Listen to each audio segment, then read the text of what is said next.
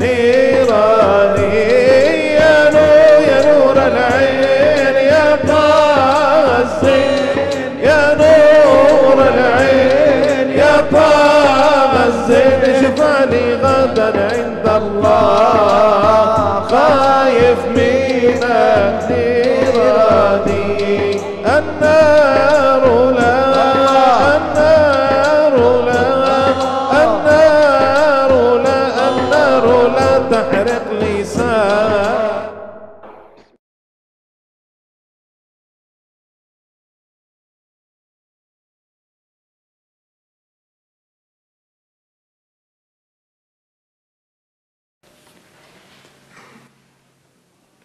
نحمده ونصلي ونسلم على سيدنا ومولانا محمد رسوله النبي الأمين المكين الحنين الكريم الرؤوف الرحيم. أما بعد فأعوذ بالله من الشيطان الرجيم. بسم الله الرحمن الرحيم. اليوم أكملت لكم دينكم وأتممت عليكم نعمتي ورضيت لكم الإسلام دينا.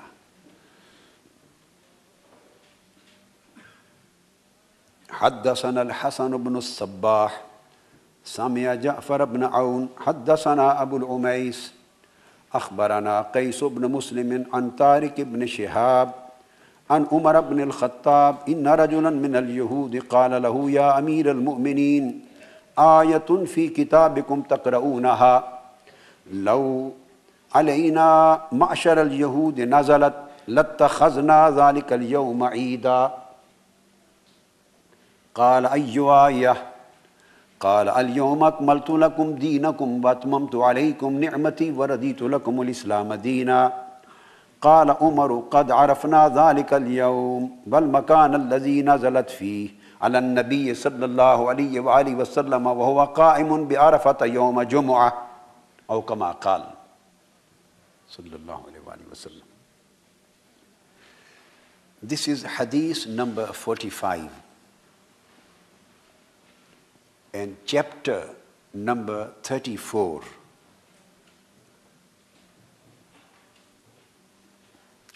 Chapter number 34. The heading is Babu Ziyadatil Imani wa Nuqsanihi. Chapter that faith increases and decreases. This is Aqeeda of Imam Bukhari.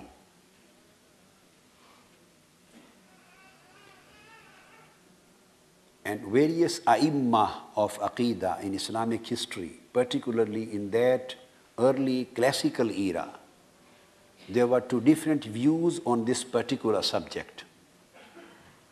And Imam Bukhari was one of those who strongly believe that Iman increases and decreases. So that's why he has brought the caption and the heading of the chapter according to his own viewpoint. This chapter number 34, and he has reported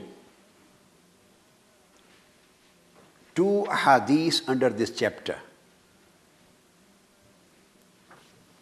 And I have recited hadith number 45, which contains this verse, Al-Yawm Akmaltu Lakum Deenakum. And he has mentioned this part of the verse in Tarjmatul Bab also. The heading of the chapter also contains these wordings of the ayah. Hadith says, and that is again narrated by Umar radiyallahu ta'ala anhu. You say, this is again a rebuttal of that particular viewpoint that Sayyidina Umar radiyallahu ta'ala anhu was against transmission of ahadith.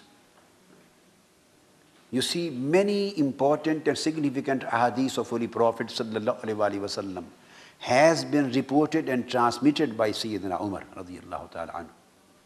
And this is one of those, one of the many. He narrates, once a Jew said to him, O chief of believers, Ya Amir al-Mu'mineen, there is a verse in your holy book which is read by all of you, by all of the Muslims. And then that Jew says, had it been revealed to us means, had it been revealed on the Jews, we would have taken that day, the day when that verse had been revealed, we would have taken that day as an Eid, the festival day. Sayyidina Umar radiyallahu ta'ala anhu, he asked, which is that verse? The Jew replied, this day, now he narrates, Al-yawma akmaltu lakum deenakum wa atmamtu alaykum ni'mati. He quoted this verse. Had this particular verse revealed on us, on the Jews, we would have celebrated that day as Eid, Yawmul Eid. This day I have perfected your religion for you and completed my favor upon you and have chosen for you Islam as your religion, as your deen, as your way of life. Sayyidina Umar replied, no doubt, we know when and where this verse was revealed to the Prophet. Now, I would like to draw your attention to a very specific point. That is, just try to keep in your mind the nature of question. The question which was asked by the Jew. And the person who was asking this question at that time was in fact Hazrat Ka'bul Ahbar radiyallahu ta'ala anhu. He had not embraced Islam at that time, and he was one of the great Jewish scholars. And then he embraced Islam and he became Tabi'i. He couldn't become Sahabi. Ka'bul Ahbar, Himyari. And he was known to be the greatest authorities of tafsir. Greatest authorities of tafsir, Aimmatul Tafsir. And many junior Sahaba used to ask questions from him, because he was a treasure of knowledge of Tawrat and the knowledge of the books of Bani Israel. And Sahaba and Tabi'een, companions, their then companions, used to go towards him to ask many things. So this person who was asking the question was Ka'bul Ahbar. Now, the basic point which I would like you to concentrate on is that question is that, O Umar radiyallahu ta'ala anhu, this is the verse, Al-yawma akmaltu lakum deenakum wa atmamtu alaykum ni'mati. If it had been revealed on us, on Jews, the day which this verse was revealed in, we would have celebrated that day as festival day, as Yawmul Eid. But you don't do it. You don't celebrate that day, particularly that day, as a Eid. This is the question. Now look at the answer and try to understand the link between question and answer. This link, comprehension and understanding of the link, al-irtibat bayna as-sawal wal-jawab, this would in fact give you a particular understanding on a very significant subject of Aqeeda. Sayyidina Umar radiyallahu ta'ala anhu replied, no doubt we know when and where this verse was revealed to the Holy Prophet sallallahu alaihi wasallam. And then he says it was Friday. And the Prophet ﷺ was standing at Arafat the day of Hajj.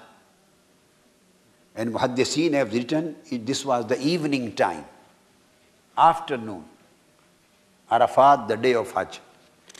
So the question was that you don't celebrate the day when this verse was revealed on you. And the answer is, the answer given by Sayyidina Umar radiyallahu ta'ala anhu, answer is that we know when and where this verse was revealed on Holy Prophet sallallahu alaihi wasallam. And that was Friday and the day of Arafat. What do you think? Apparently, do you comprehend any direct link between the question and answer, or they are just distant from each other? Do you understand? Apparently, very easily understandable. Do you find any easily understandable link and relationship between question and answer? Ji? I'm not asking from the scholars, from my sons and daughters, general audience. Doesn't that answer look different from the question? His question is why you do not celebrate that day as Eid. This is the question. If it had revealed on us, we would have celebrated that day as Yawmud Eid. They are objecting. And the answer is that we know when this verse was revealed in Holy Prophet and where this verse was revealed. And that's it. So now I would like to fill the missing link. There is no missing link, in fact. There is no, I will go to other ahadith also to elaborate the same concept. So Sayyidina Umar radiyallahu ta'ala anhu, he replies, yes, we do celebrate that day as the festival and Yawmul Eid. This is actually his answer. Because it is absolutely impossible that Sayyidina, a man of Umar's caliber, would reply a question which is totally non-relevant with the question. It is impossible. And if, now I am giving you the reasons. If Sayyidina Umar radiyallahu ta'ala anhu, through this answer, had not properly and positively and expressly and directly and categorically, if he had not replied his question, he would have repeated his question in another way. He would have said, I have not received the answer of my question. Won't he say?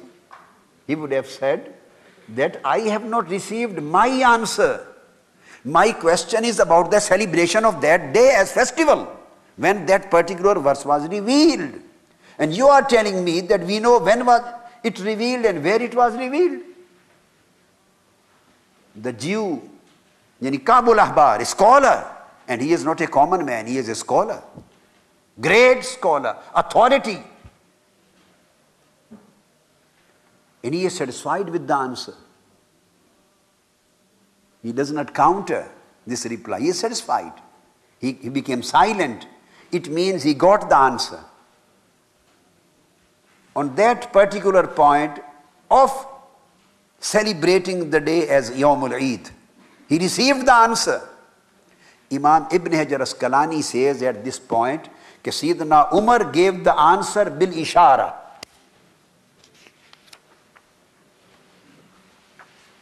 Imam Asqalani says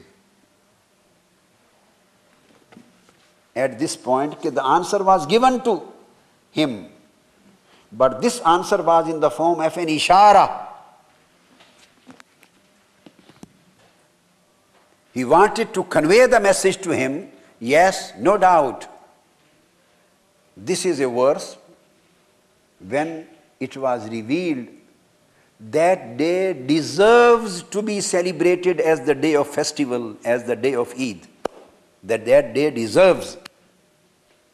So Sayyidina Umar radiyallahu ta'ala anhu has positively accepted his proposal. And he has answered that we also do, positively do it. And we do celebrate as Eid And you are talking of celebrating one Eid, and we do celebrate that day as two Eids. And he received the answer. He said, عرفنا ذلك اليوم والمكان الذي نزلت فيه على النبي وهو قائم بعرفة يوم جمعة. Since it was evening time, and from evening the next day starts. Next day was Yawm Eidul Nahr. Next was Yawmul Eid. After Yawmul Arafah, it is followed by Yawmul Eid, Eidul Adha. And according to Islamic calendar, the next day starts from the last day's evening. So he said, the first thing is that this verse was revealed on Yawmul Arafah, and it has been cleared in other ahadith and the shuruh commentaries that that was evening time when this verse was revealed. So he's telling, that's why because of revelation of this verse, we celebrate the next morning as Yawmul Eidul Adha. We celebrate it as a festival, Yawmul Eid. And secondly, it was Jumu'ah. And Jumu'ah is also in our religion Yawmul Eid. So you are talking of celebrating as a single Eid, and we celebrate that day as double Eids. Double Eids. So this elaborates and substantiates a very significant part of Aqeeda. There are some people who have very narrow understanding of Deen. Very narrow. They say there cannot be any other Eid except two Eids. Eidul Fitr and Eidul Adha. There cannot be any other Eid. So when we say that the day of the birthday of Holy Prophet sallallahu alaihi wasallam, Yawm Mawlidin Nabi sallallahu alaihi wasallam, we say it is Eidul Mawlid, Eidul Milad. We say it is Eidul Milad. Although they object, if we declare that the day of Mawlid of Holy Prophet sallallahu alaihi wasallam is Yawmul Eid, it is objected. And when it is said, this is Yawm Eidul Watani, then it is not objected. When they say, when it is said this is Yawm Eidul Julus, there is no objection. When it becomes Al-Eidul Watani, there is no objection. When there is this is the day of Eid of Incarnation, then there is no objection. So all other days other than Eidul Fitr and Eidul Adha, they are permissible. When the case comes to Eidul Mawlid and Nabi, it is objected. Just this is the matter of cordial link somebody has and somebody doesn't. This is the matter of love. This is the matter of love. Somebody is blessed with this ni'mah and somebody is not.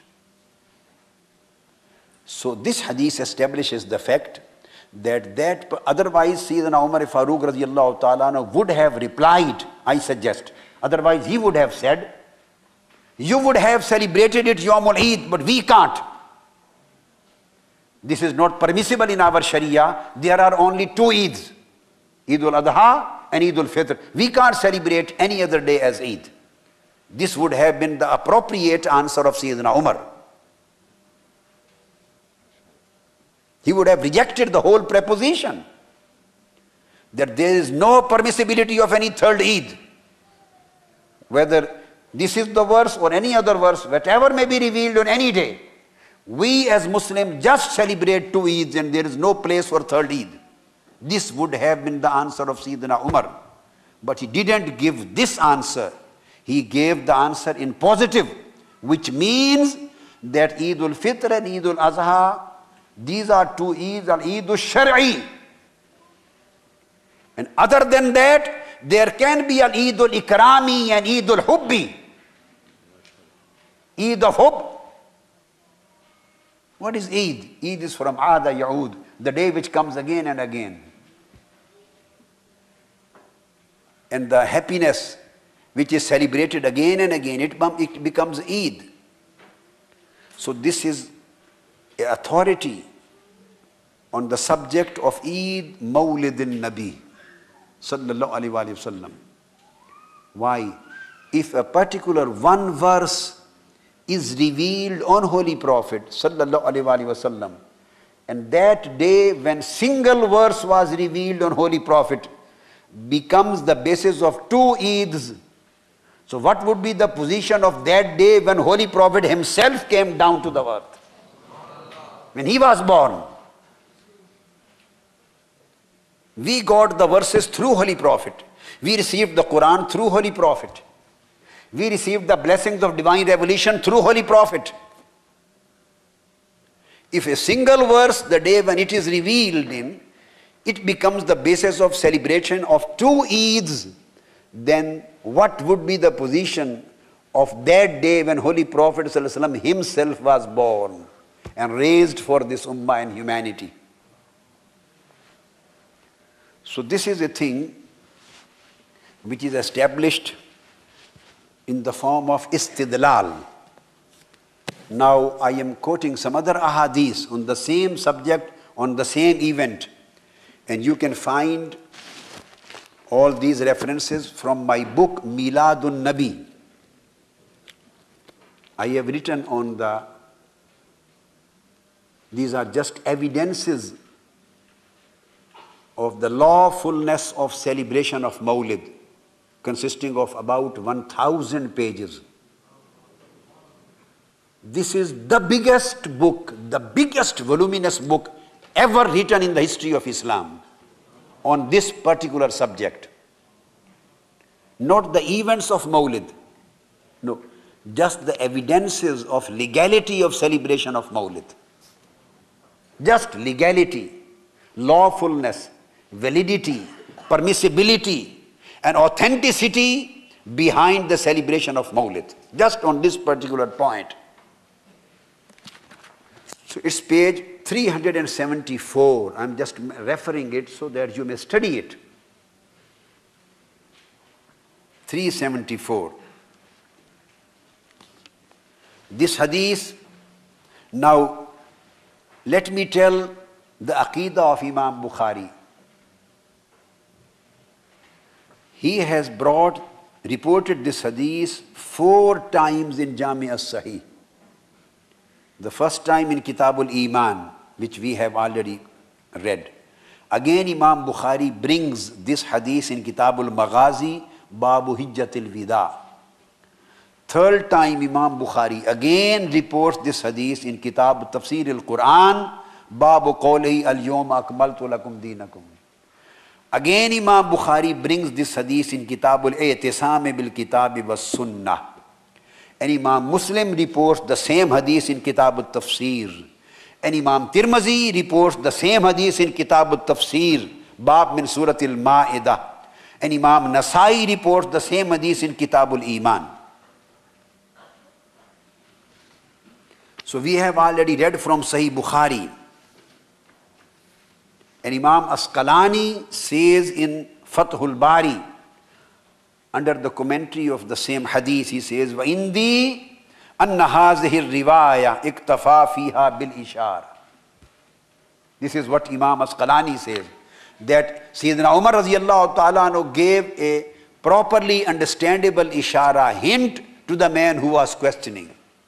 And since he was a scholar, he followed the point that Umar is saying, you would have celebrated once and we celebrate as 2 Eids at that day.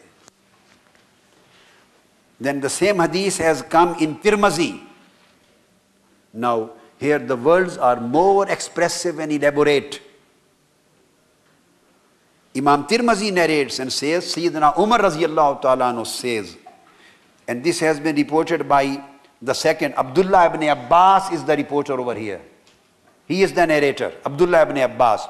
He says, Sayyidina Umar radiyallahu ta'ala anhu called, فَإِنَّهَا نَزَلَتْ فِي يَوْمِ عِيدَيْن يَوْمِ جُمْعَةَ وَيَوْمِ عَرَفَةَ. He says, يَوْمِ عِيدَيْن, that it was revealed in the day which is already the day of 2 Eids. So he categorically indicated that we do celebrate 2 Eids in the same day. And again, Imam Tabarani has reported this hadith. And he says, فَقَالَ إِنِّي لَأَعْرِفُ فِي أَيِّ يَوْمٍ أُنزِلَتْ الْيَوْمَ أَكْمَلْتُ لَكُمْ دِينَكُمْ يَوْمَ جُمُعَةٍ وَيَوْمَ عَرَفَةٍ وَهُمَا لَنَا عِيدَانِ. These are the words of Sayyidina Umar. وَهُمَا لَنَا عِيدَانِ. And for us, this day is the day of two Eids. So, he has expressly, positively, categorically established and certified and verified the fact that the day when this ayah was revealed deserves to be celebrated as two Eids.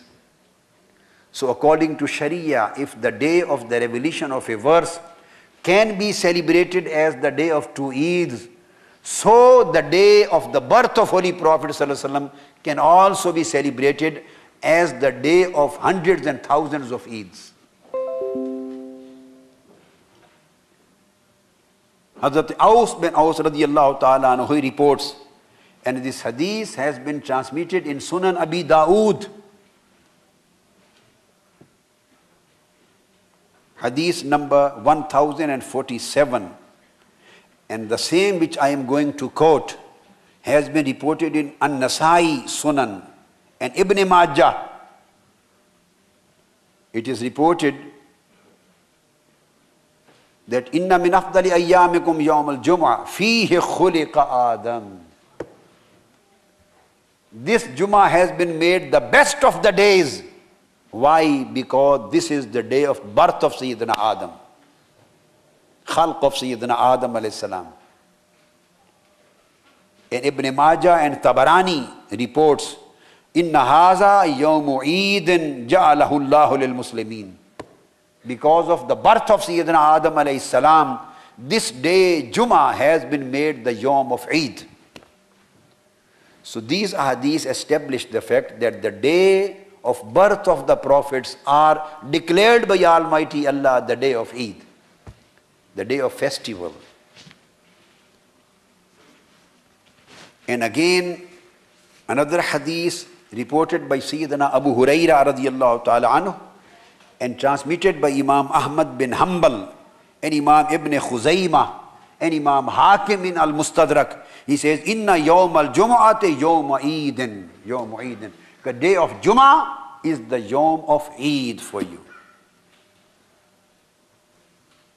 That's why this Yawm al-Jummah has been ordained to be celebrated like a festival. You go and have shower, change your clothes, have scent on your clothes, dress yourself properly,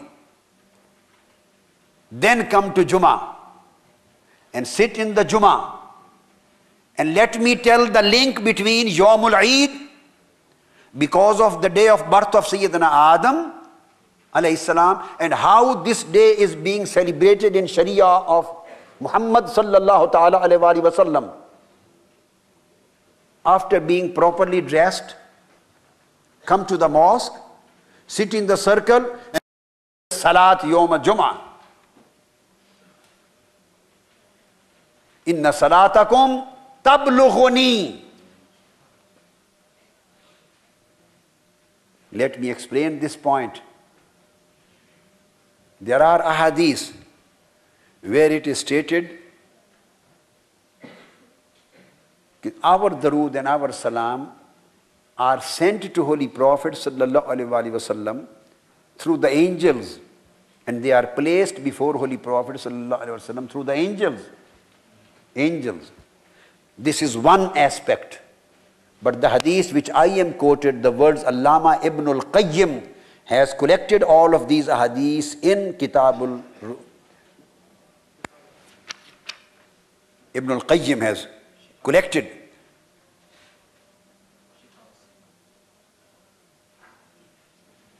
Shifa Sikam is not of Imam Ibn al-Qayyim, that is of Imam Tajuddin as-Subki.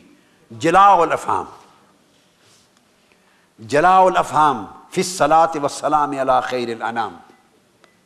Imam Ibn al-Qayyim the most famous student of Allama ibn Taymiyyah. He has collected all these ahadith and I am quoting, Inna salatakum, there are two words. One is ma'rudakum alayya, ma'rudatun alayya. This means that the angels bring your salat to me and they place before me. One. Now this is the second hadith. Here the words are, Inna salatakum tablughuni. Tablughu yablughu. Man huwa fa'il fi tablugh. Wa man il fa'il fi tablugh. Hada fi sighatu ta'nis. Tablughuni. Ma yuqal yuballaghuni. La. Tablughuni. Your salat itself reaches me. So here it is mentioned that your salat and salam directly comes to me and I hear. And ma'rudatun alayya means that they are placed before me through the angels. There are both ways.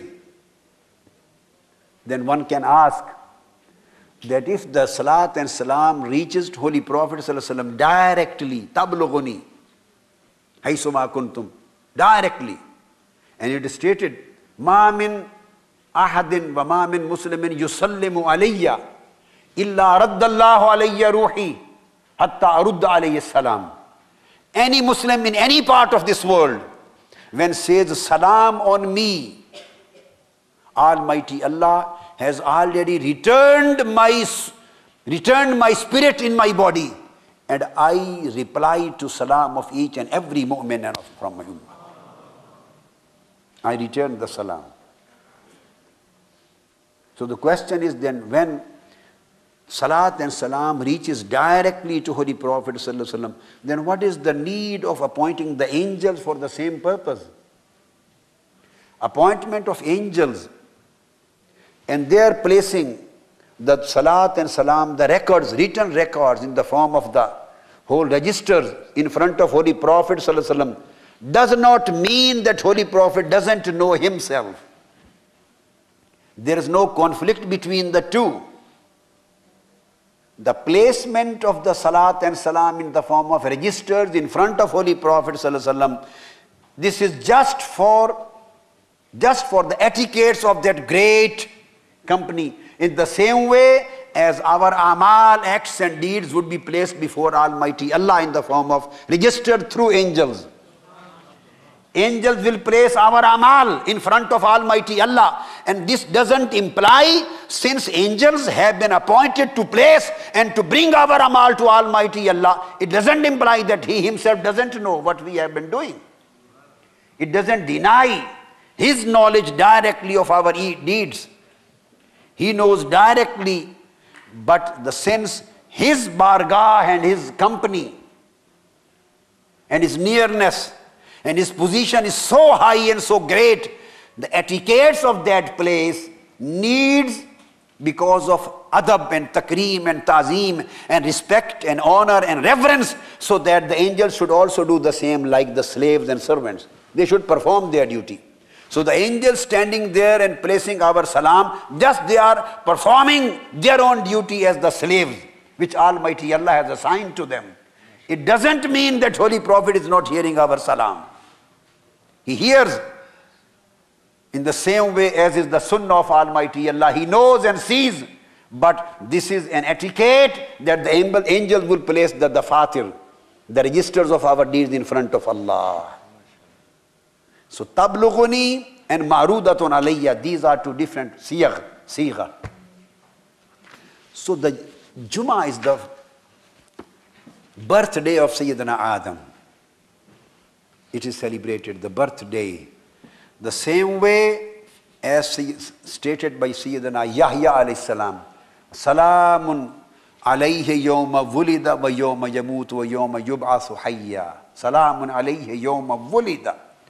So the birthday of the Prophet has been emphasized as a special day of festivity. So that special salams are to be sent on the day when he was born. And the statement of Sayyidina Isa alayhi salam, which has been quoted in Quran, Salamu alayya yawma wulidtu وَيَوْمَ أَمُوتُ وَيَوْمَ أُبْعَثُ حَيًّا. And salam on me on my birthday. So the birthday is a Quranic concept, is the concept of Sunnah, is the concept of Sharia. And there is the concept of festivity in the birthdays of Prophet. So this was the basis of this hadith, the basic Aqeeda point which is inferred from it. Bismillah.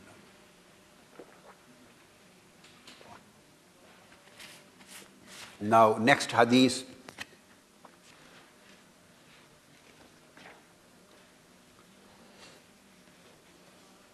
That is hadith number 50.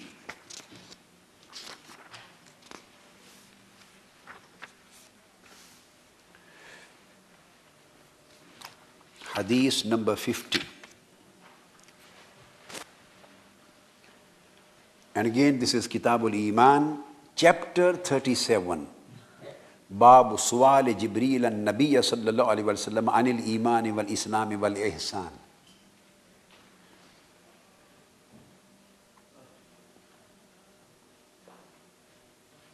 حدثنا مسدد قال حدثنا إسماعيل بن إبراهيم أخبرنا أبو حيان التيمي عن أبي زرعة عن أبي هريرة قال كان النبي صلى الله عليه وسلم بارزا يوما للناس فأتاه جبريل فقال ما الإيمان؟ قال الإيمان أن تؤمن بالله وملائكته وبلقائه ورسله وتؤمن بالبعث. قال ما الإسلام؟ قال الإسلام أن تعبد الله ولا تشرك به وتقيم الصلاة وتؤدي الزكاة والمفروض وتصوم رمضان.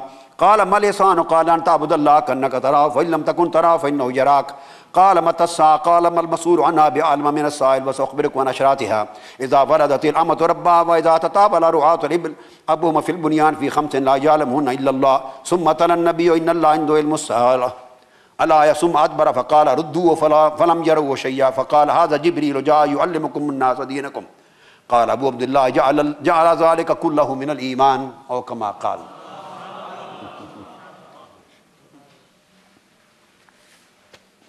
This is just Tariqul Arab. هل هذا أو لا؟ يعني طريق أساتذة ومشايخ في العرب. قراءة الحديث وقراءة البخاري هكذا. ولكن نحن الأعاجم. Alhamdulillah, afwan. This is a hadith. The Holy Prophet sallallahu alaihi wasallam. And Imam Bukhari says he has made the heading of 3 words. Jibreel Amin, Jibreel radiyallahu ta'ala alayhi salam, he asked 3 questions, or rather 4 questions, but we are discussing about the 3. Al-Iman, Al-Islam, Al-Ihsan.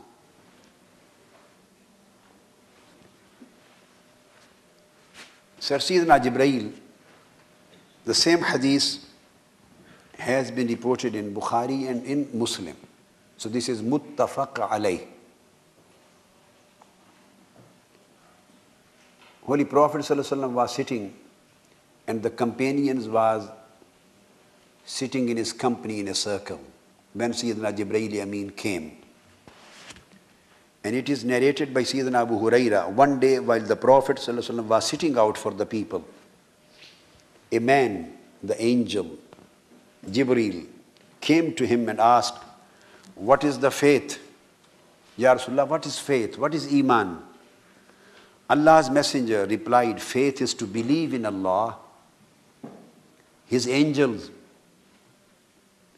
believe in the meeting with Him, and His messengers, and to believe in the day of resurrection. Then he further asked, this was the question about Iman, and this was the answer. Then he asked, what is Islam?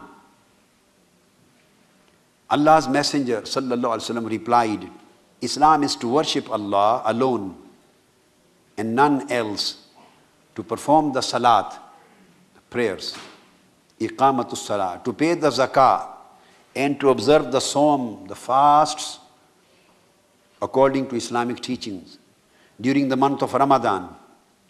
Then he further asked, and that was the 3rd question, what is ihsan? Perfection or beauty of Iman or perfection of Iman. or excellence of Iman. What is the excellence and perfection? Allah's Messenger sallallahu alaihi wasallam replied, to worship Allah as if you see Him. As if you see Him. And if you cannot achieve this state of devotion, if you cannot achieve this state of vision, then you must consider that He is looking at you.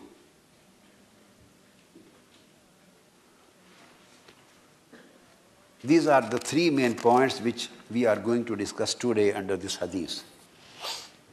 So 3 questions were asked. Al-Iman, Al-Islam, Al-Ihsan. Imam Muslim has reported the same, but with a different order. According to Sahih Muslim, the first question asked was Al-Islam. The second was Iman, and third was Ihsan. Reply given by Holy Prophet sallallahu alaihi wasallam on the question of Iman, faith. You have already heard. The tenets of Islamic faith was explained by Holy Prophet sallallahu alaihi wasallam as an answer to that question. That was the Tawheed and Risala and believing in the angels and life hereafter and revelation and the books revealed to various messengers. And again it is explained in the Qadr, the predestination. So all basic tenets of Aqeeda, basic tenets of faith, primary and fundamental and basic tenets of faith were positively mentioned by Holy Prophet sallallahu alaihi wasallam as a part of Iman. Now, he asked the second question about Islam. What is Islam? So there was a place to understand Deen.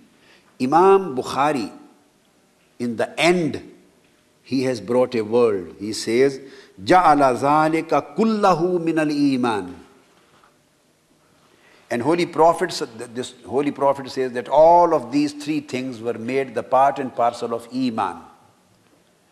And in the end, what did Holy Prophet sallallahu alaihi wasallam say himself with his own words? He said, "Haza Jibreel." When he, after asking the question and getting the answer, he went away, Holy Prophet asked, "Do you know who he was?" The companions answered, "Ya Rasulullah, we don't know." He said, "Go and call him." When they went outside, they couldn't find him. Came back, Holy Prophet sallallahu alaihi wasallam said, "He was Jibreel." Haza Jibreel ja'a yu'allimun nasa deenahum.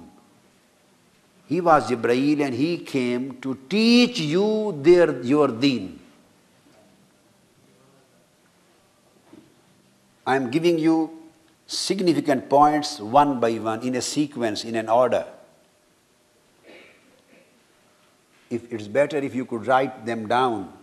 Holy Prophet ﷺ declared all these 3 things as the basic part of deen. The word yu'allimun nasa deenahum. So Holy Prophet ﷺ has declared that Iman is deen, Islam is deen, and Ihsan is deen. There can be no dispute and misunderstanding on that subject. Holy Prophet ﷺ has declared the whole sum of Iman, Islam, and Ihsan as a deen. Deen as a totality. The first question when it was asked, Holy Prophet answered the tenets of faith. These were the basics of Aqeeda. Iman. It is finished. Now there was definitely a room for another question, because anything related to the practice, related to amal, was not mentioned in that question. So when he asked, "Mal Islam?"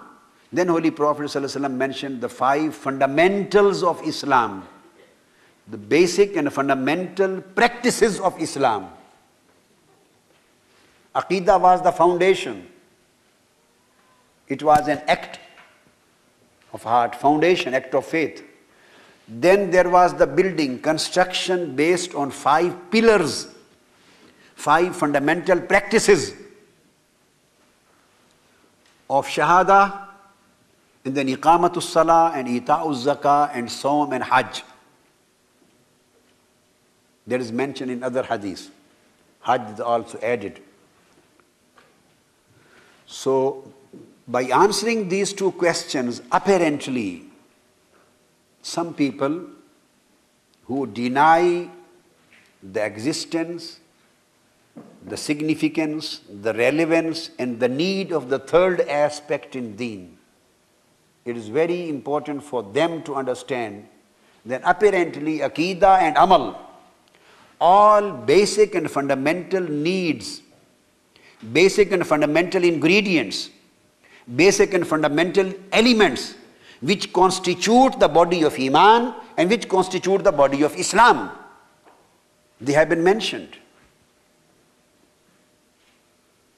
Even then Sayyidina Jibreel, he asked the 3rd question, then, Ya Rasulullah, what is ihsan? It means that according to him, there was still a room, a place left, something was left in Deen. After Iman and Islam.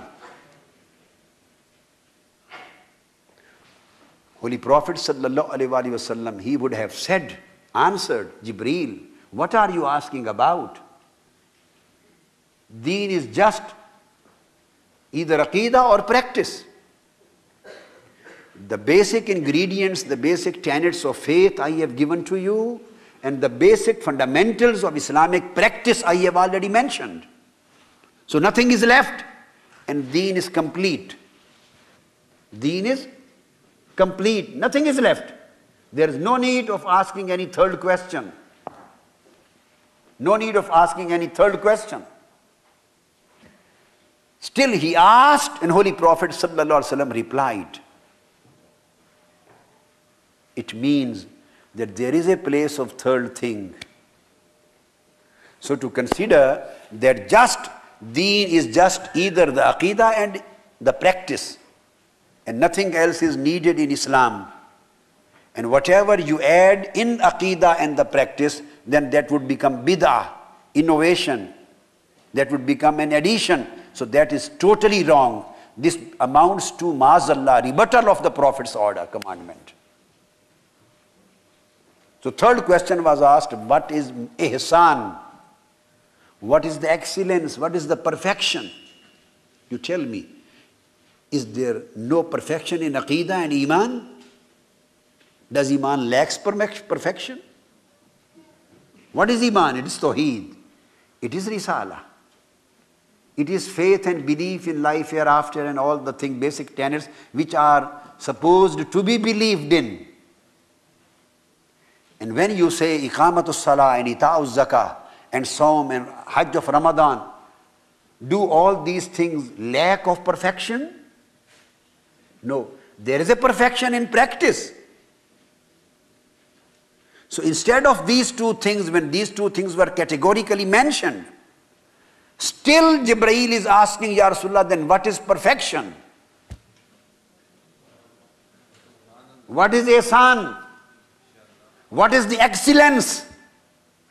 So it means there is a stage of excellence. There is a stage of perfection which comes after Aqeeda and practice, which is followed. Aqeeda is followed by practice, and practice is followed by something which is known as excellence and perfection and ihsan. So it means if you don't perform ihsan in your life, so you lack the perfection of Iman and Islam. In the same way as without practicing Islam, Aqeeda remains naqis and incomplete and imperfect. In the same way, without ihsan, the practice of Islam remains incomplete or imperfect.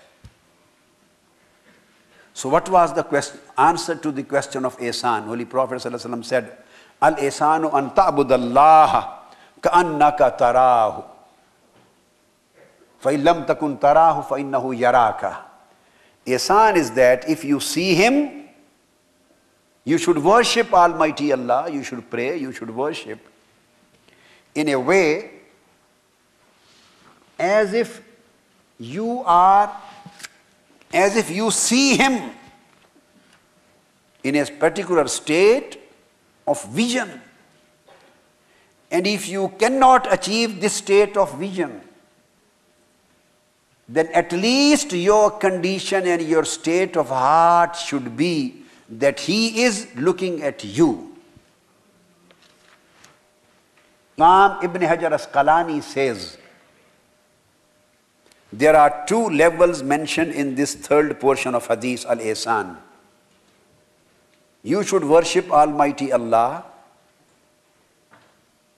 in a state of heart, in a spiritual state, as if you see him. This is the higher level, in a state of vision. And if you can't achieve this state, this hal is not achievable, attainable for you, then your hal, your state, spiritual state, should be at least that he is looking at you. He says the higher state is mushahada and the lower state is muraqabah. So there is no muraqabah. So muraqabah is the first stage. If you can't achieve the state of vision, then this condition that he looks at you, this is muraqabah. And achieving the state of vision as if you are seeing him, you are seeing his beauty, you are seeing his light in your heart. This is mushahada. Now let me tell, neither the muraqabah nor the mushahada, both of these are neither the part of Iman nor the part of Islam. These are the part of Ihsan. What is Iman? It is a faith. Iqrarum bil lisan wa tasdeequm bil qalb. You accept certain tenets of faith with your mouth and you verify them through your heart. From your heart you also testify them. You don't deny them in your heart. And there is no doubt in your heart about whatever you declare through your mouth. So this consistency and consonance between your utterance and your condition of heart is the faith. Iqrar and tasdeeq. Certification of whatever you utter. So there is no muraqabah in here and there is no mushahada in here. Then we come to the prayer. Then we come to Islam, offering a prayer. Any common person performs ablution wudu. He knows these are the faraid, wajibat and sunan.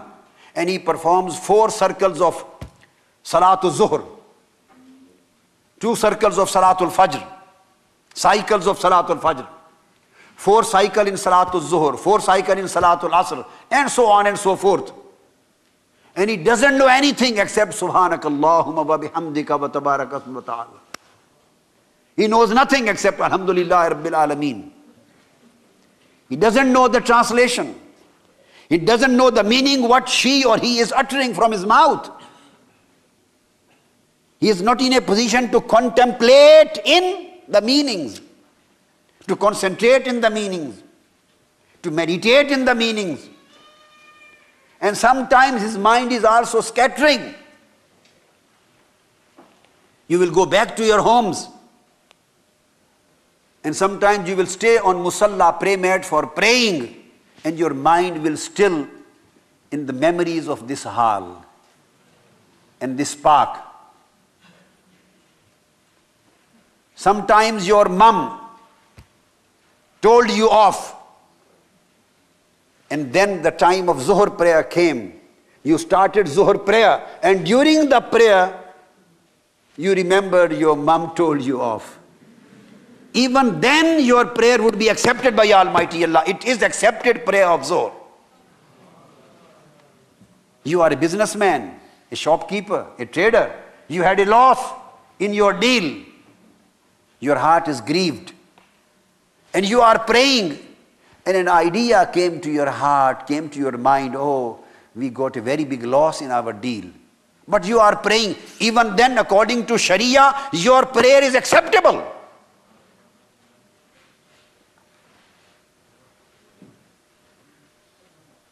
Because the Sharia and fiqh,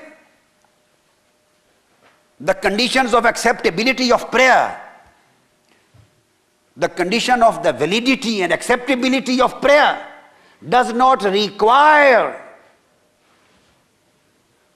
the contemplative condition of your heart.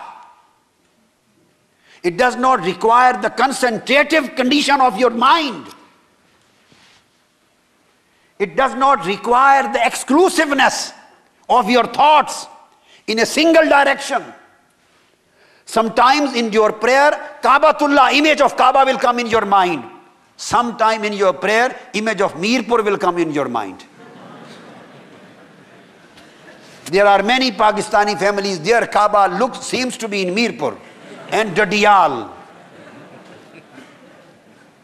Am I right or wrong? They love Mirpur more than Makkah and Medina. Astaghfirullah. This is just for love and joke. So sometime their mind would be moving in the streets of Mirpur and Dadiyal. Sometime they would be moving in Medina and Makkah. Sometime they would be moving in Syria. Sometime in Pakistan. Sometime in their shops. Sometime in their mosques. Sometime in their schools. So your mind, your thoughts, your ideas not in your control. They are scattered. They are moving around. They are going here and there, and you are still praying. Sharia says that your prayer is accepted. Good news. Why? Because the thoughts were not in your control. Anything which is not in your control, you have been forgiven. You have been forgiven. So Iman says you have prayed. Islam says you have prayed. But you didn't get the sweetness in your taste. You are praying, but you were not present. You are saying, but you are not understanding. You are standing, but you are not seeing. You are talking about, but you are not enjoying the beauty. You are reciting, but you are not memorizing. You are not enjoying the taste and of the delight and taste of the sweetness of Iman, which we were discussing yesterday. You are eating, but you were not enjoying the taste. You went to the door of Iman and asked, I couldn't taste during the recitation of Holy Quran. I couldn't taste the delight and sweetness while I prayed. I couldn't taste the sweetness while I did my other Sharia acts. So whether these are acceptable? Iman says, I have nothing to do with this subject. I just deal with belief. Go to Islam. You went to the door of Islam and asked, I did everything, but I couldn't taste. I couldn't enjoy. I couldn't drink. Is my prayer and acts of worship acceptable? Islam says yes, because these all things are beyond your control. The knowledge, when Iman became a knowledge in the early history of Islam, in a very preliminary stage, Iman was known to be Iman. Afterwards, when the Quran, the ulama, the Sahaba and Tabi'een and Tab'ut Tabi'een, they collected the ayat of Holy Quran on Iman. and they collected ahadith from Holy Prophet ﷺ on the subject of Iman. And they compiled the details of the ayat and details of hadith on Iman. So this became a subject. When Iman became a subject, Iman became a subject. A new title was given to it, and that was Ilmul Aqaid. When Iman became a knowledge, a science of knowledge, it became a subject. Then the new title was given, and that was Ilmul Al-Aqeeda. Then Iman was known as Aqeeda. Then other people came, the philosophers. The philosophy came from Greek, and Mu'tazila, and Murji'ah. And there were intellectual and philosophical attacks and logical attacks on the Aqeeda of Islam. So the scholars of Islam defended the Aqaid of Islam with arguments, with evidences, with logical arguments, with intellectual arguments, with philosophical arguments. So when arguments were provided to this Aqeeda, a new title was given to the same subject, and that became Ilmul Kalam. Would anybody say that this is bid'ah? No. Because Ilmul Kalam is an extension of the same subject, a new title of the same subject. When arguments and evidences and intellectual discussions for the promotion of the subject and to promote the understanding more and more, when these things were added to it, so it became Ilmul Kalam. When the time was very simple and there were no intellectual and philosophical challenges over there, so then the people used to say Aqeeda. And when the days were very preliminary days of Holy Prophet sallallahu alaihi wasallam, when they used to deal just with the verses and hadith, then they used to say Al-Iman. So the same thing, Al-Iman, later on was known to be Aqeeda. And same Aqeeda subject later on was known to be Al-Kalam, Ilmul Kalam. Do you understand this development? This is how the knowledge underwent the developmental and evolutionary process stage by stage. Now come to the second thing, that is Islam. In the same way, in the early, preliminary and very simple days of Holy Prophet sallallahu alaihi wasallam, the people used the word Islam. Then they wanted to know the details of offering the prayer, Iqamatus Salah, the detail of Psalm, how the Psalm is broken and how is not broken, how many rak'ah, how many cycles and how many details, what is farz, what is wajib, what is sunnah, what is nafal, what is mustahab, what is prohibited, what is improper, what is proper, what is recommended, what is commendable, what is uncommendable. When all these things were added and the people tried to know the details of Sharia, so same subject of Islam, it was known as Ilmul Ahkam. Ilmul Ahkam. So can anybody say that Ilmul Ahkam is bid'ah? Just you should say, use the word Islam. No, Ilmul Ahkam is the new title, extended title of the same subject to make you more vast understanding of the subject. Then the people started asking many detailed questions. The situations were changing. The countries were changing. The territorial limits were changing. The geographical circumstances were changing. Some people living in this country, some people living in this country, the traditions were different. So the practices were different. So the laws were required to be known more and more. So jurisprudence was added, then the legal things were added, and mazahib were added. So the same subject was called in those days as Ilmul Fiqh. Ilmul Fiqh. So Ilmul Fiqh is an extended term for the same word, Ilmul Ahkam. And Ilmul Ahkam is an extended term for the same concept, that is Al-Islam. My dear students, brothers, sisters, sons and daughters, the same happened to the term Al-Ihsan. The Quran used both terms, two terms, At-Tazkiyah and Al-Ihsan. These two terms were used by Quran. सूरह हदीद में हुफ़ाज़ एक word आता है तरीका, एक आयत. I need a great hafiz. Some of the last paras I quoted in one of my Jumas. There is a word where the mention of the jinn are mentioned. Tariqa, the word comes tariqa. You may see Al-Mujam al-Mafaris or any strong memory hafiz. The word tariqa comes in Holy Quran. Achha. If you could bring that Quran verse to me. So the same thing happened to Al-Ihsan. Quran used two preliminary words. One, at-tazkiyah, stating, yatlu alaykum ayatina, wa yuzakkikum, wa yuallimukum al-kitaba wal-hikmah, wa yuzakkikum. Yatlu alayhim ayatihi, wa yuzakkihim.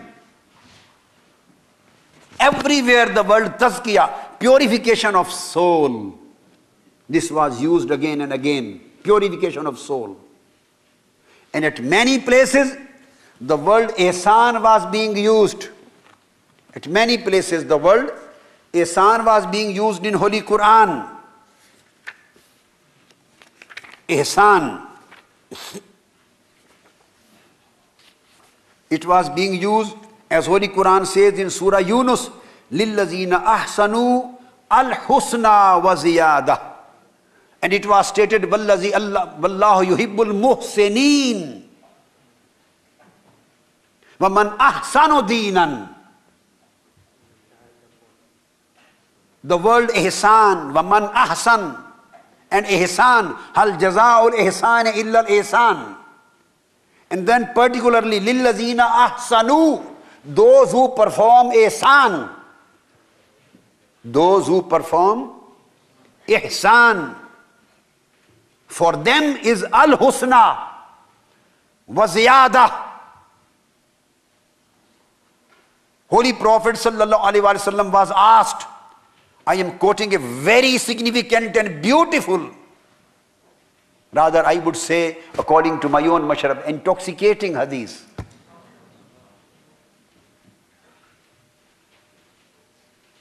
It is in Sahih Muslim. And Hazrat Suhaib radiyallahu ta'ala anhu, he is the ravi, he is the reporter.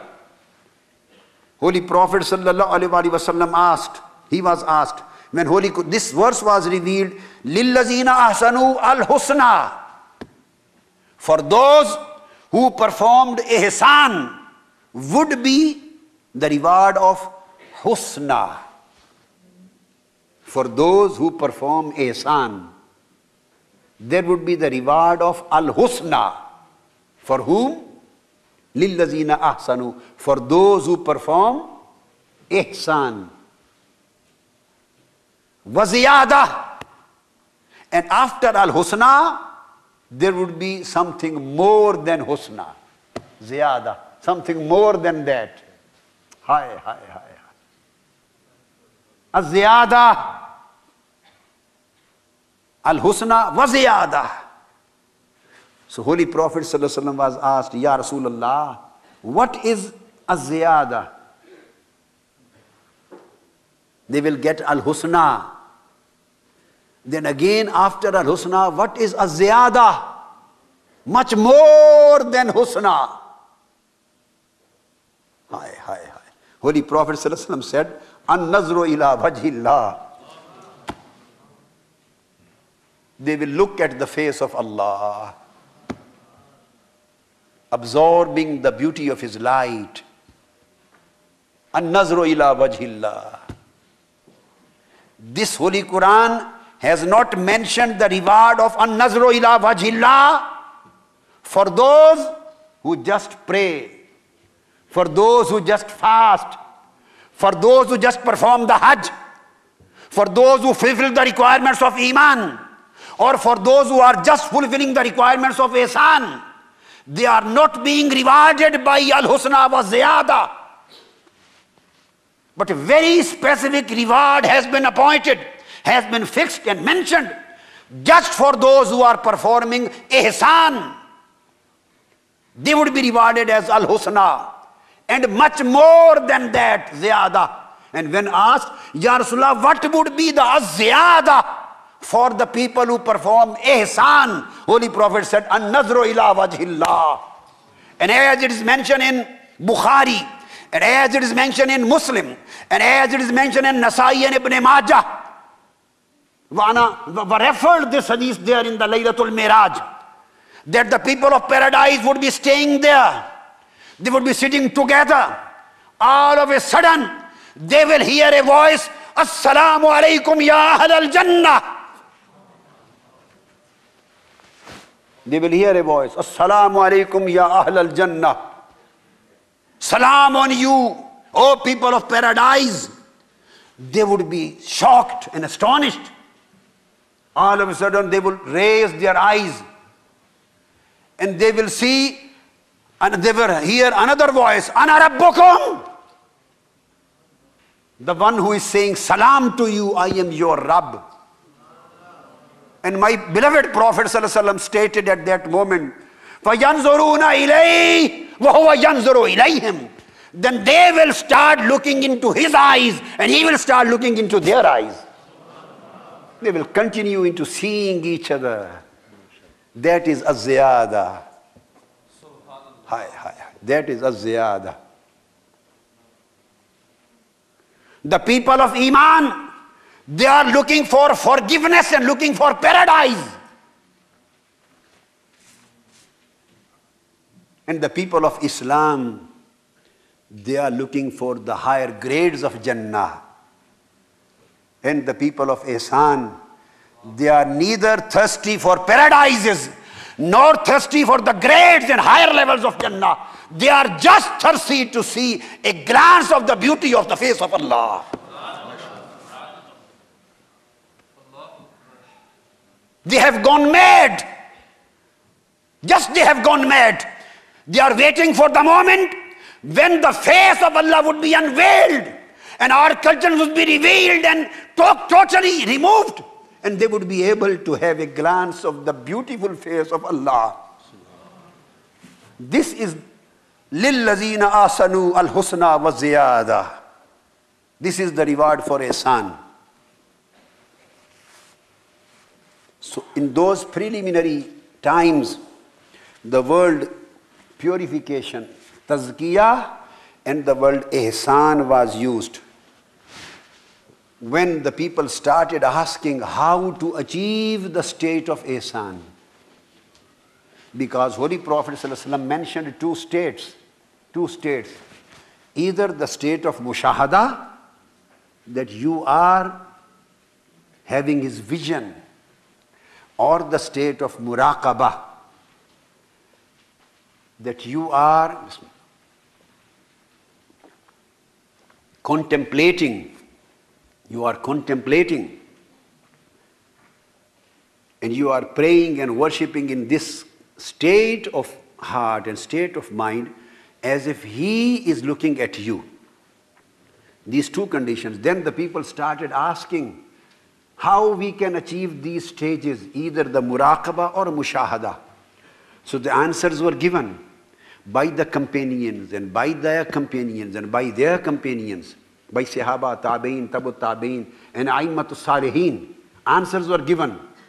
When all these answers and details were collected about Tazkiyah and Ihsan, and it became again a subject, as Iman converted into subject, as Islam converted and developed into a subject. So one Tazkiyah and Ihsan developed into subject. The same subject. A new name was, not I would say new, a title was given to, a regular title was given to signify the subject, and it was Az-Zuhd war-Raqa'iq. Az-Zuhd. And the great Aimma of Islam and the great classical authorities of Islam and Hadith, they started writing books on Az-Zuhd. It meant Ihsan. Imam Bukhari has written a kitab of Az-Zuhd in Al-Jami As-Sahih. Al-Raqa'iq, Kitab al-Riqaq. Imam Muslim has brought a book of Kitab al-Zuhd wal-Raqa'iq. Imam Tirmizi has brought a book in Jami Tirmizi on Kitab al-Zuhd. Imam Ahmad bin Hanbal wrote on Kitab al-Zuhd. Name is the Kitab al-Zuhd. Imam Waqi bin al-Jarrah, he wrote a book, Kitab al-Zuhd. Imam Abdullah bin Mubarak wrote a book, Kitab al-Zuhd. Imam Abu Abdullah Haris al-Muhasibi wrote a book.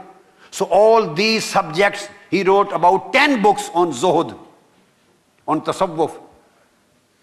So when it became the subject, people started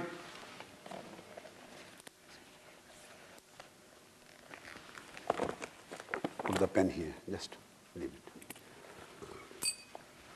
Then it became the subject, then a particular title to signify the subject was given, and that was Az-Zuhd wa Raqaiq, and all of Muhaddiseen and Aimma of that time, they have accepted this title, and you can find this title in each and every book of Hadith. Same way as the development took place in case of Iman, same development took place in case of Islam, and the same development took place in case of Ihsan.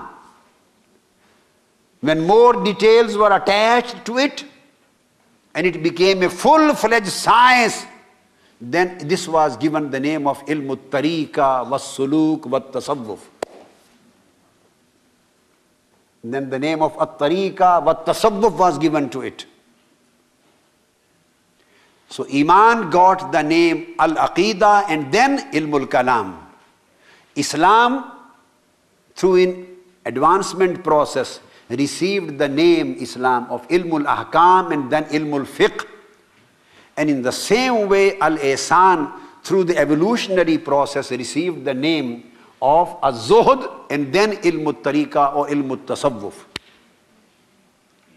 So it is at least ununderstandable to me if some people say that this Tasawwuf and Tariqa is bid'ah, is innovation. Then if this is innovation, then everything is bid'ah and innovation. Then Ilm al-Aqaid, Aqeeda is innovation. Then the whole of fiqh is innovation. Then the books of tafsir are innovation. Then usul al-tafsir and ilm al-jarh wa ta'dil and ilm asma al-rijal, everything is innovation. Because these terms did not exist in the days of Holy Prophet sallallahu alaihi wasallam. These were the developmental requirements of the sciences. So tasawwuf, suluk and tariqa is nothing but an extended name of the same subject of tazkiyah, ihsan and az-zuhd. And tariqa, even tariqa, at-tariqa, you say these are the people of tariqa. This is tariqa qadiriyah. This is tariqa shaziliyah. This is tariqa rifa'iyah. And when we come to India, and this is tariqa naqshbandiyah all over the world. This is tariqa chishtiyah, tariqa suhrwardiyah. And then there are many other sub-turuk everywhere. So when you say the word tariqa, we believe in tariqa, it means we believe in tasawwuf, in zuhud. So this tariqa is also a term used in Holy Quran. I am quoting Surah Al-Jinn. Surah Al-Jinn. Even jinns know tariqa and the human beings, they don't know. At least they should become students of jinns.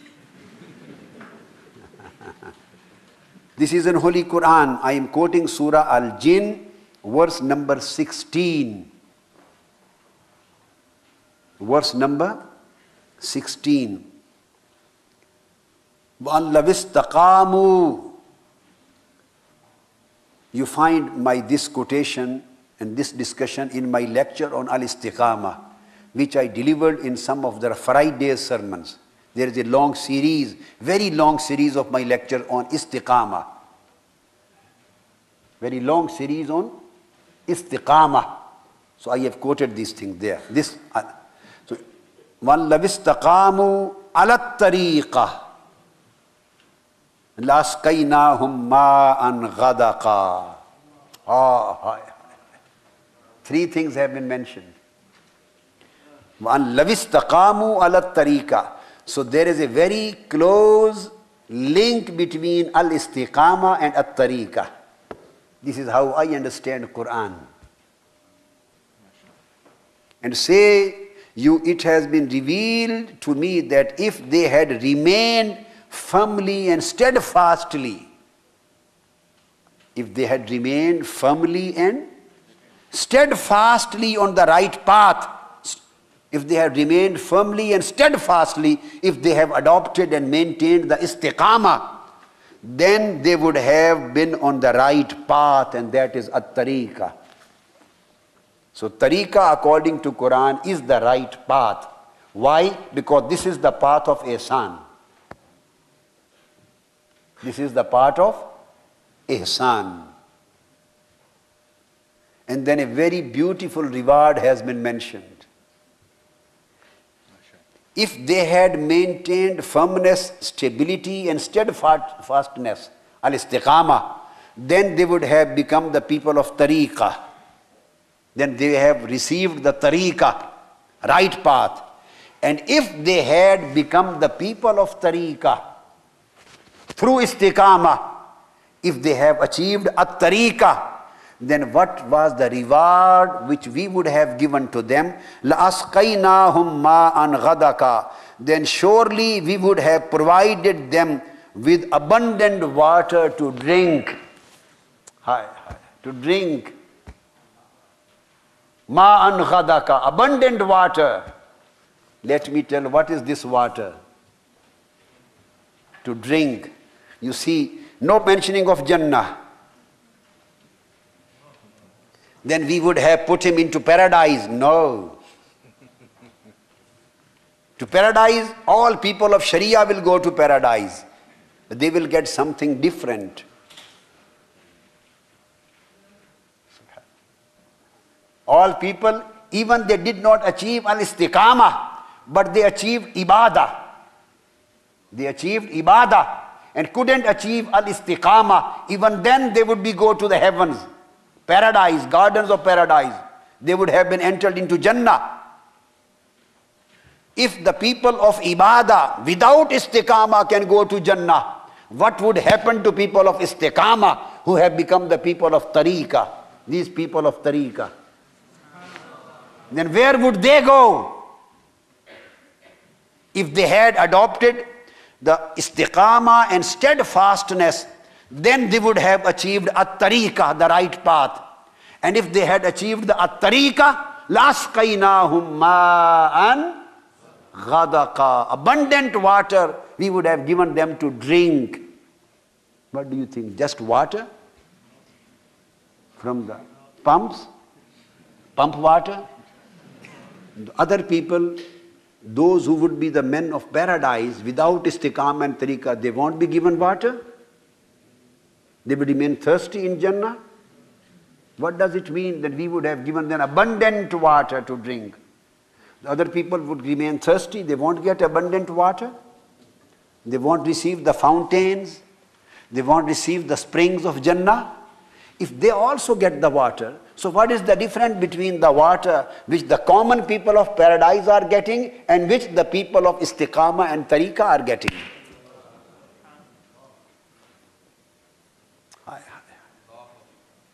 There must be some difference. Now this difference, this is for ihsan, cannot be visualized through material intellect. They cannot visualize through.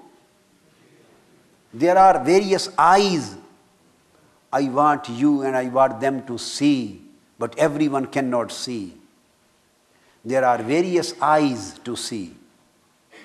We have seen only one category of eyes fixed in our faces here. We are just aware of these eyes, but there are certain other eyes also. Because there are various sources of knowledges. Some people know through intellect. Rather, I would start, some people know through sensations. Some people know through sensations. They can't understand the ma'an ghadaqa. Some people know through intellect. Sensation is al-his. These are very technical terms I will say in Arabic also. Some people know through sensations. This is al-his. They can't appreciate the ma'an ghadaka. They can't appreciate the al-husna wa ziyada. Some people try to know through intellect. They are people of intellect. So these are ahlul aql. So they can't appreciate and visualize neither al-husna nor az-ziyada nor ma'an ghadaka. Abundant water to drink. What does it mean? Then there are some people who see through heart. There is qalb. The first is his, sensation. Then is aql, it is intellect. Then comes heart, this is qalb. Then comes soul. These are around, two things are around the heart. On one side is soul, nafs. And other side is ruh. That is spirit. And both try to affect on qalb. Sometimes nafs try to get control on qalb, because qalb is the thing to decide, to control the body. Inna fil jasadi mudghatun. And salahat, salahal jasadu kulluha. And fasadat, fasadal jasadu kulluha. Ala wahiyal qalb. So sometimes the soul, the nafs, tries to get hold and control of the qalb, to corrupt it. And sometimes ruh, the spirit, which has come from the heavens, from the glorious company of Allah. The ruh tries to get control of heart. If the spirit gets control on heart, the qalb becomes al-qarbur ruhani. If the soul, nafs, gets control on heart, then heart becomes al-qalbun nafsani. If spirit gets control on heart, qalb becomes al-qalbun nurani. If soul, the nafs, gets control on heart, then qalb becomes al-qalbu zulmani. If spirit gets control on heart, qalb becomes al-qalbul malakuti. And if the soul, the nafs, gets control on heart, the heart becomes al-qalbun nasuti. So then after qalb comes ruh, this is the spirit. And then after spirit comes mystery. Mystery, that is sir. And after sir and mystery comes khafi. This is the secret. And after khafi comes akhfa. Surah Taha nikalein bete, jaldi kare. Comes akhfa, this is the hidden secret. So there is intellect, there is soul, there is heart, there is spirit, then there is sir, secret, mystery, and then there is khafi, and then there is akhfa. These are 7 lataif. Every latifa has its own world, its own valley, wadi. Every latifa has its own enjoyments, its own greeneries, its own amusements, its own enjoyments, its own qualities. And there are people wandering in valley of each and every latifa, lataif.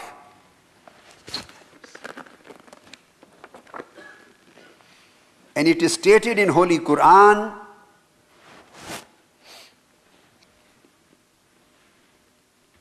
Ar-Rahmanu alal arsh istawa. This is the muqam al-akhfa. Alal arsh. Arsh is the muqam of al-akhfa. Hidden secret is the arsh of mu'min. Where Almighty Allah throws His light, enlightens His beauty, and He provides His station of istiwa on the arsh of a mu'min. Then under the arsh, the akhfa, lahu ma fis samawati wa ma fil ard. Then there are samawat, the heavens. There are the khafi. Samawat is the world of khafi, the world of secret. And then it comes wama bainahuma wama tahta sara. And tahta sara, ard. Ard is the aql. Wama bainahuma wama tahta sara. Tahta sara is the nafs. An-nafsul ammara. Evil commanding soul. Evil commanding soul. And there are some places of heart and aql where iman resides. And there are places and organs where Islam is practiced. And there are the places and stations of your heart and of your mystery and of your secret and of your hidden secret. Your qalb and your ruh and your sir and your khafi and your akhfa. These 5 stations are where Almighty Allah's beauty and His light shines. This is the place of ihsan. Al-marhalat qalb is al-marhala ula lil-ihsan. Warru al-marhalatu thaniya lil-ihsan. Was-sir al-marhalatu salisa lil-ihsan. Wal-khafi al-marhalatu rabi'a lil-ihsan. Wal-akhfa al-marhalatu al-khamisa lil-ihsan. Wa hunaka panjtan.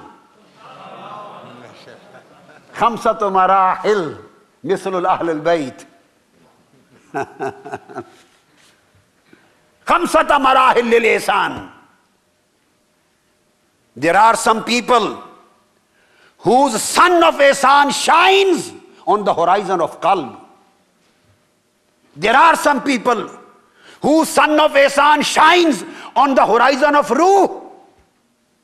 There are some people whose sun of ihsan shines on the matla, on the horizon of sir. And there are some people whose sun of ihsan shines on the matla of khafi, secret.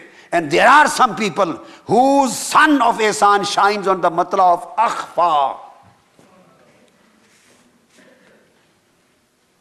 And this is the place where the curtains are removed.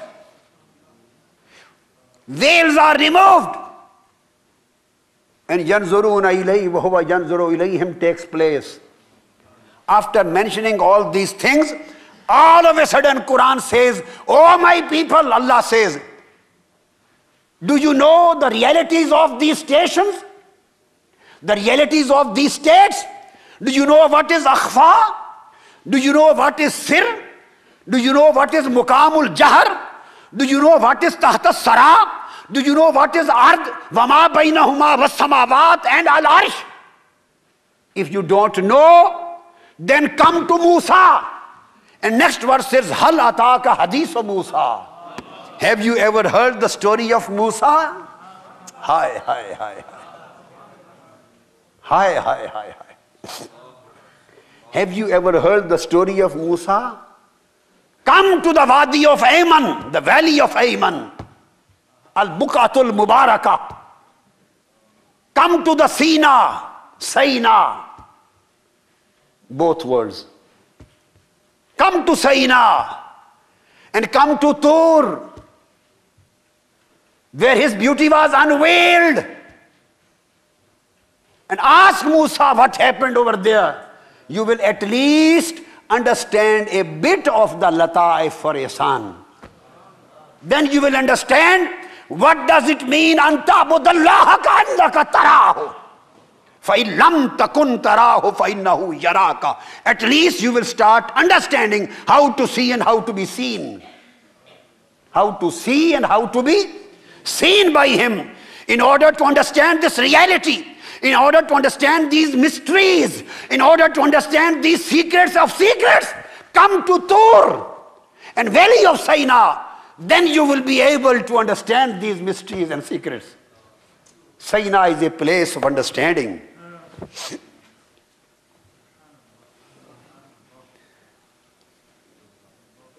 Iza ra'a naran. Hi, hi, hi. This is where the ihsan starts. The matter of Iman was in the beginning. Nothing can be achieved without Iman. The matter of Islam was the second stage. Nothing can be achieved without fulfilling those requirements. Now you have entered into the wadi, into the valley of ihsan. How to start the journey of ihsan? How to start the journey of ihsan? Hi, hi, hi. To start the journey of ihsan, you need fire. You need fire. You need a spark. And that can be achieved only through the people of ihsan. Izra'a naran. When on return from Madian, he spent 10 to 12 years in the sohbah, in the company of his shaykh, Sayyidina Shu'aib. Agar koi Shu'aib aaye muyassar, Shabani se kalimi do kadam hai. Dame arif naseem subh dam hai, isi se resha mana mein nam hai. अगर कोई शुएब आए मुयस्सर शबानी से कलीमी दो कदम है. He was a shepherd. The travel from being a shepherd and going up to the conversation with Almighty Allah, this takes only 2 steps. If there is some arif. And Izra Naran, he saw a fire. فَقَالَ لِأَهْلِهِ, and he said to his family, he saw a fire. You don't know what that fire was. You don't know what that fire was. That was a spark of the beauty of beloved.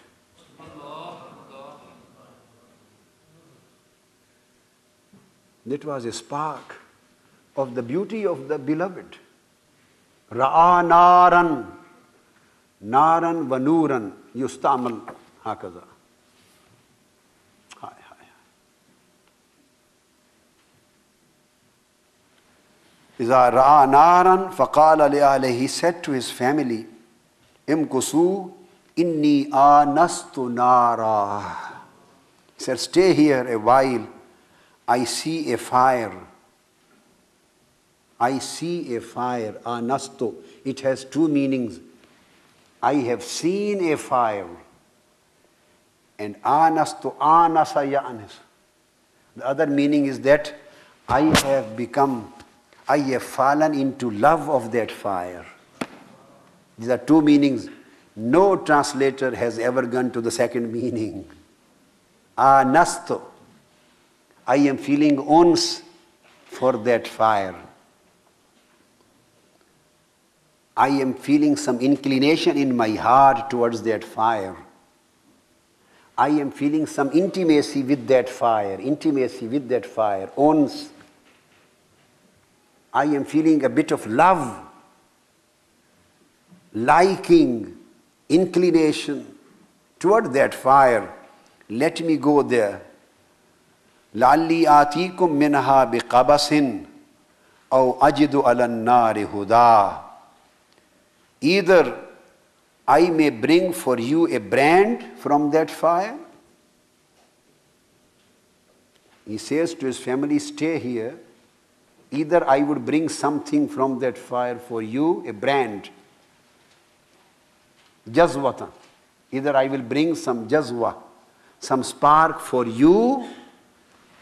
It means the shaykh is the one who doesn't receive everything for himself, he gives the sparks to his followers too.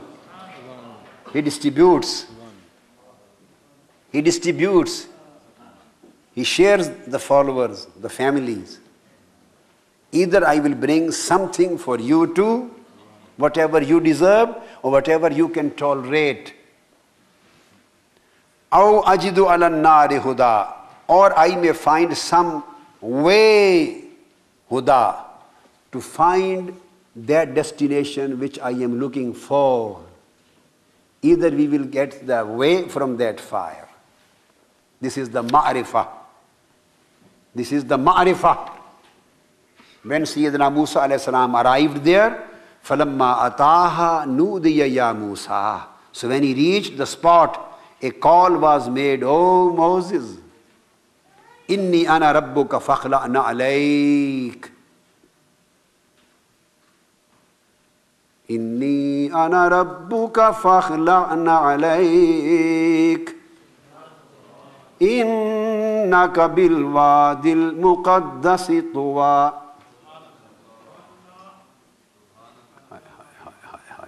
Surely I am your Lord, your beloved.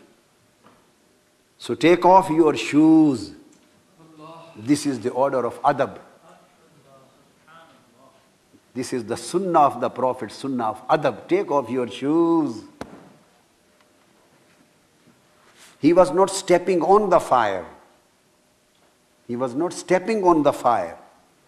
He just was supposed to stand near to. But since he was entering the place where the fire was burning, the nur of the beloved, so he said, "Fakhla'na alayk." And Urafa says, this is na'alayk, the shoes. In Urafa, shaykh-ul-islam Abdullah al-Ansari, sahibu manazil al-sa'irin, the great Urafa like these people, shaykh-ul-islam al-Ansari, they say na'alayk means the dress of bashariyah, which is the hijab bayni wa bayna rabbik, which is the curtain.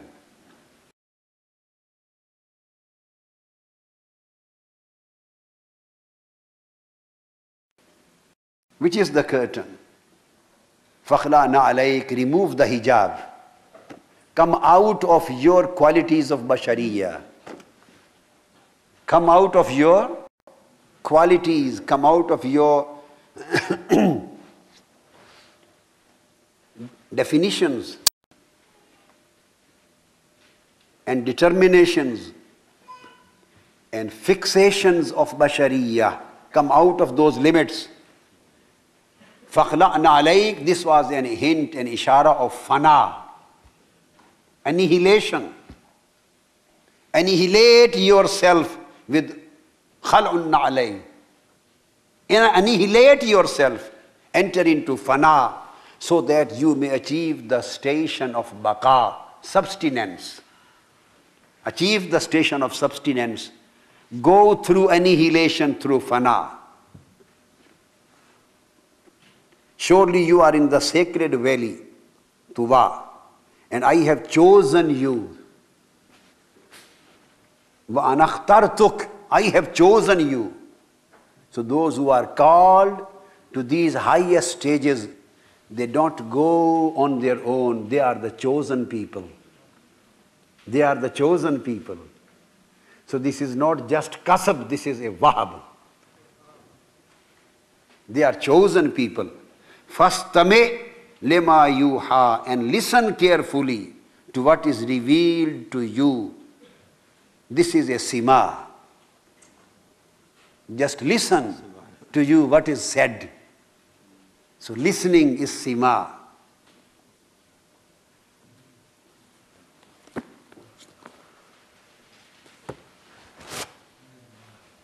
My dear friends and daughters and sons, the basic thing is that this ihsan, either in muraqabah or in mushahada, when the eyes are open, I was talking of eyes. So there is an eye of aql, eye of intellect. This is Ainul Aql. Then there are other eyes. This is known as eyes of heart, Ainul Qalb. Then there is third category, third kind of eyes. That is Ainul Ruh, eyes of spirit. Then there is Ainul Sir, eyes of mystery.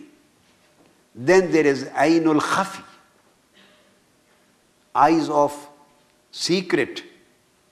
And then there is eyes of hidden secret, the Ainul Akhfa. So people see with different eyes.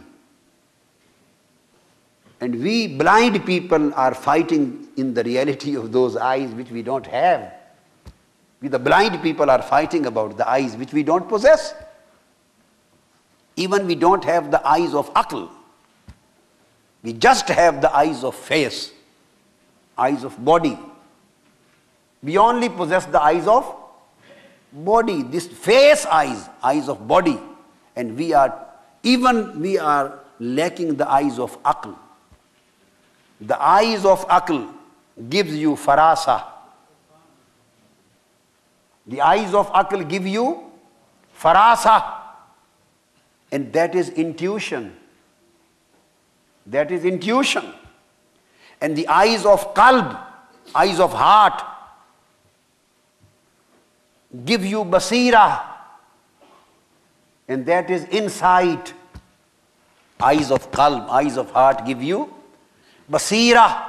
That is insight. And then eyes of spirit, Ainur Ruh, that gives you inspiration. That is the ilham and ilqa. Inspiration, that is ilqa and ilham. Then eyes of sir, Ainur Sir. This gives you ma'rifah. This gives you mushahada. This gives you mushahada. Vision. And then eyes of khafi or eyes of akhfa. This gives you the ma'rifah al-kamila. This gives you the perfect genosis. So there is no question of knowledge. Ilm remains there with the senses and intellect. Senses and intellect. That's why in the same way as there are various grades of eyes, in the same way there are various kinds of knowledge. Every knowledgeable person knows its own boundaries of knowledge.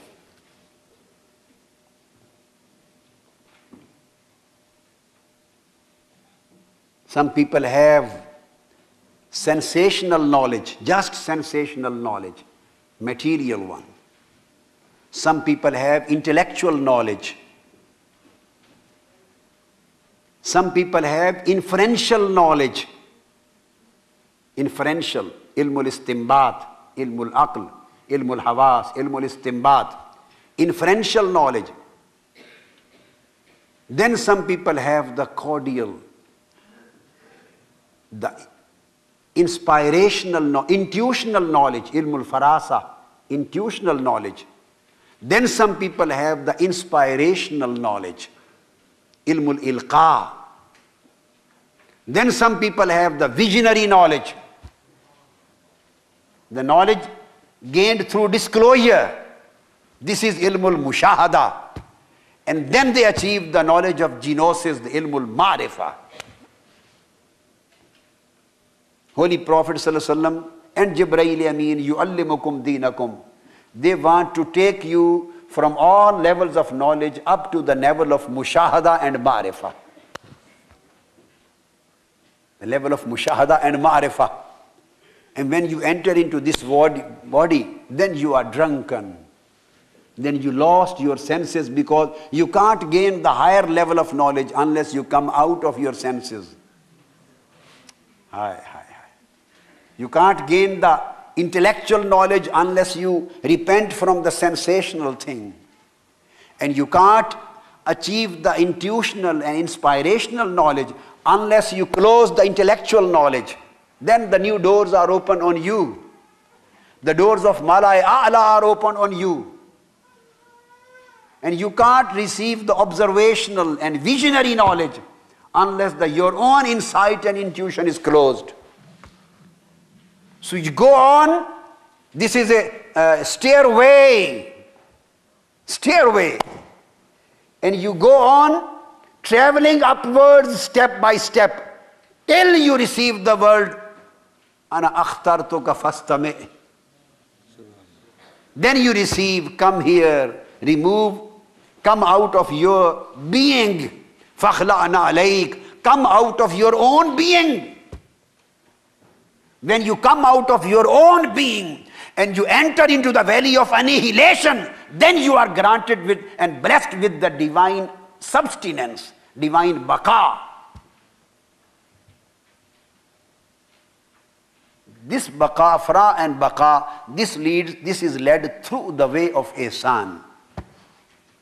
Neither Aqeeda takes you to this valley, nor Amal takes you to this valley. That's why the third question was asked, Ya Rasulullah, now what is the perfection? Perfection lies in entrance of this valley, where Hal ataka hadith Musa. Musa did enter.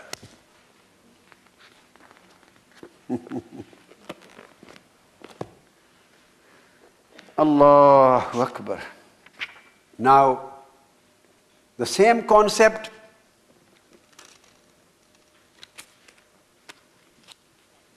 which was given in the form of ihsan in this hadith, Holy Prophet sallallahu alaihi wasallam has elaborated the same idea in a very beautiful way, more elaborative, more extensive way about ihsan. There was ihsanul ibadah. There are another categories of ihsan. One is ihsanul ibadah. The second is ihsanul amal. And third is ihsanul khashiyah.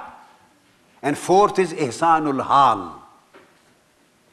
This is something normally not discussed.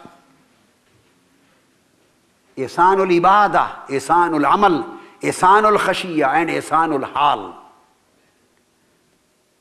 I am deriving each and every kind of ihsan from hadith of Holy Prophet sallallahu alaihi wasallam.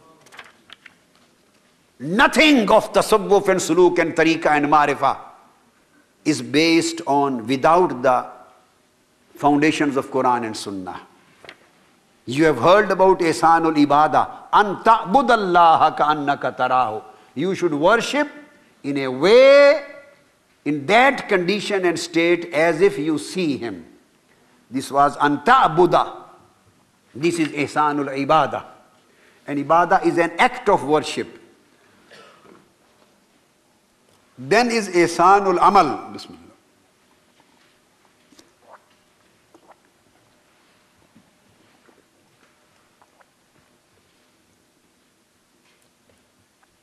Do you want a small break of 5 minutes?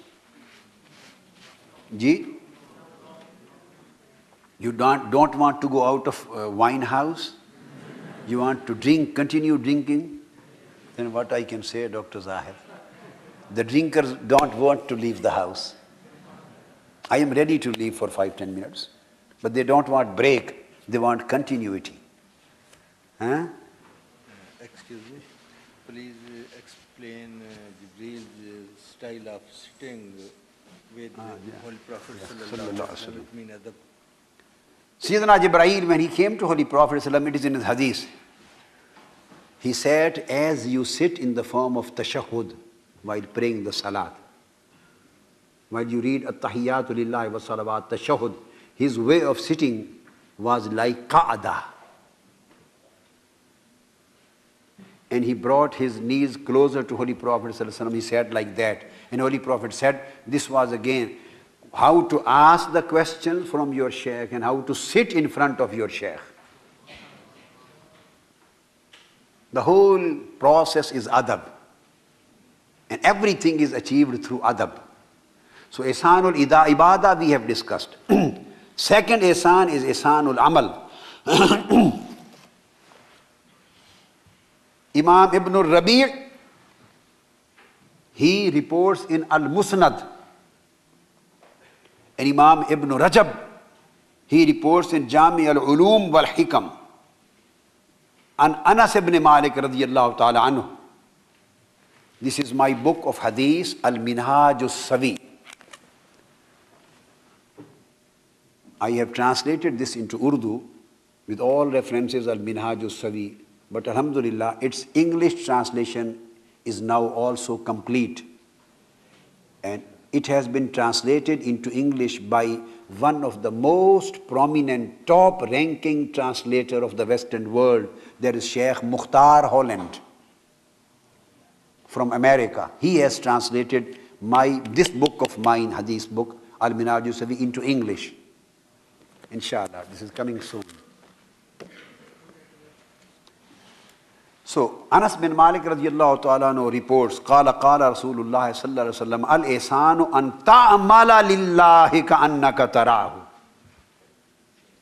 There was Al-ihsanu an ta'budallaha ka'annaka tarahu. You should perform worship, ibadah, as if you see him. And here, ibadah is an act of worship.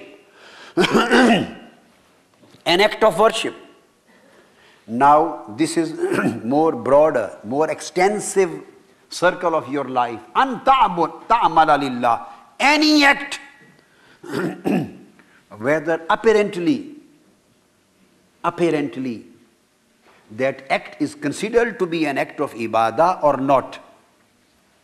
The people, as far as the people's vision, whether apparently it is taken as ibadah or not. Any act you perform should be performed in a way as Almighty Allah sees you. When you perform any act with this state of mind, this again will become ibadah. Whether you are sitting in your university, whether you are praying, whether you are doing your business, whether you are sitting in your family, whether you are doing your homework, whether you are doing your business matters. Any act you are performing in your life, apparently, seemingly religious or secular, related to the act of worship or related to the act of any mutual human conduct and behavior, any duty you are performing in your life becomes ibadah with two conditions. With your niyyah, if you are performing for the sake of Allah's pleasure. And number two, with this state of mind, with this state of your heart, that Allah sees me. So I should perform this act in a way that He may please with me. My dear sons and daughters and brothers and sisters, make this hadith of ihsan a turning point in your life, as we made yesterday a session of repentance. Julusu Tawbah, Majlisu Tawbah. Make this hadith a turning point of your life. If you develop this awareness and consciousness in your mind, in your heart, in your inner self, you won't be able to perform any sin. An ta'amala lillah, any act which you perform, whether you perform with your parents, consider that Allah is looking at you. Kannaka tarao, and you see Him, and He looks at you. If my dear youngsters, brothers, sisters, sons and daughters, if you achieve this condition of ihsanul amal, how can you become disobedient to your parents? Will Allah allow you any kind of disobedience to your parents? We find many of the youngsters, sometimes they are very rude with their parents. They don't do khidmah of their parents. They don't respect their parents. They are illiterate, they are jahil. And some people here, the so-called mullahs and the so-called the claimants of Sharia and Islam and Sunnah here, they inculcate the poison in the minds of the innocent youth. Your parents are jahil, your parents are astray, they are gumrah. They are innovators, bid'ah, doing bid'at. And they are not on a proper way. Leave them, come on to Sharia. So there is no Sharia with the disrespect of the parents. Nobody can achieve the prayer of Allah with displeasure of the parents. No one can achieve the pleasure of the khidmah of Allah and His Prophet without khidmah of the parents. So when you go back, start kissing the feet of your mom and of your dad. Start kissing feet of your parents. Do the khidmah of your parents, so that they feel there is an inqilab and revolution in the lives of our children. Al-ihsanul amal, any act of conduct, any act of behavior, any act of relationship, any performance in your life, whatever you do for any purpose at any time, that should be done with this state of mind that Allah sees you and you see Him. وَيَنْظُرُ إِلَيْكُمْ وَأَنْتُمْ تَنْظُرُونَ إِلَيْهِ. With this state of mind. This is ihsanul amal. So now ihsan has been upgraded. First was ihsan in specific act of ibadah. Now there is ihsan, excellence and perfection in every amal. In every amal, every act of your life. And third higher grade is ihsanul khashiyya. Ihsanul khashiyya. This is higher than khawf. Khawf is fear. High. And khashiyya is wariness. Somebody asked an arif, what is al-khawf wal-khashiyya? Let me tell what is khashiyya. It is said that khashiyya is unrestness of heart. Unrestness of heart. And the hearts of the lovers are never at rest. They are always upset, they are always worried. Almighty Allah takes some kinds of worries away from their heart and puts some kinds of worry into their hearts. Worries of world are taken out of their heart. Worries of world are taken out of their heart, and worries of akhirah are inculcated in their hearts. Those people, those hearts which are full of the worries of world, they are ahlud dunya. They are ahlud dunya. And those hearts which are full of the worries of akhirah, worries of life hereafter, they are ahlul akhirah. And still there are some whose hearts are full of the worries of their beloved. They are ahlullah. Some are lover of the world, some are lovers of akhirah, and some are neither the lovers of world nor the lovers of akhirah and Jannah. They are just lovers of Allah. Some are talibul dunya, some are talibul akhirah, and some are talibul mawla. So the fear and weariness, khashiyya, is unrestness of heart. Then somebody asked, unrestness of what? He said, unrestness because of fear. Unrestness of heart because of fear. Then he was asked, fear of what? He said, fear, or always fear of being cut off from your friend. Fear of being cut off from your beloved. Always they remain in a state of fear. Maybe any time my beloved becomes angry with me. He may not become angry with me. He may not turn his face from me. I may not get cut off from him. So this is the fear of awliya and sulaha and ashiqeen and arifin. This is khashiyya. And this is ihsanul khashiyya, that they remain in the state of khashiyya with this condition as if they see him or he sees them. This is the third higher stage of khashiyya. And the fourth and last ihsan is al-ihsanul kamil. This is ihsanul hal. Ihsanul hal. And ihsanul hal means, this is again reported by ihsanul khashiyya. This hadith is reported by Hazrat Abu Dharr radiyallahu ta'ala anhu. And it is transmitted and narrated by Imam Abu Nu'aym. The companion Abu Dharr reports, Awsani Khalili. My dear beloved friend told me, my dear and dearer and beloved friend, Holy Prophet sallallahu alaihi wasallam, he told me, an akshallaha ka'anni arahu, that I should always remain and live in a state of fear and wariness as if I see him, or at least he is seeing me. This is ihsanul khashiyya. And the fourth is ihsanul hal. This is again based on a hadith, and that is transmitted by Zayd bin Arqam and reported by Imam Abu Nu'aym and Imam Ad-Dailami.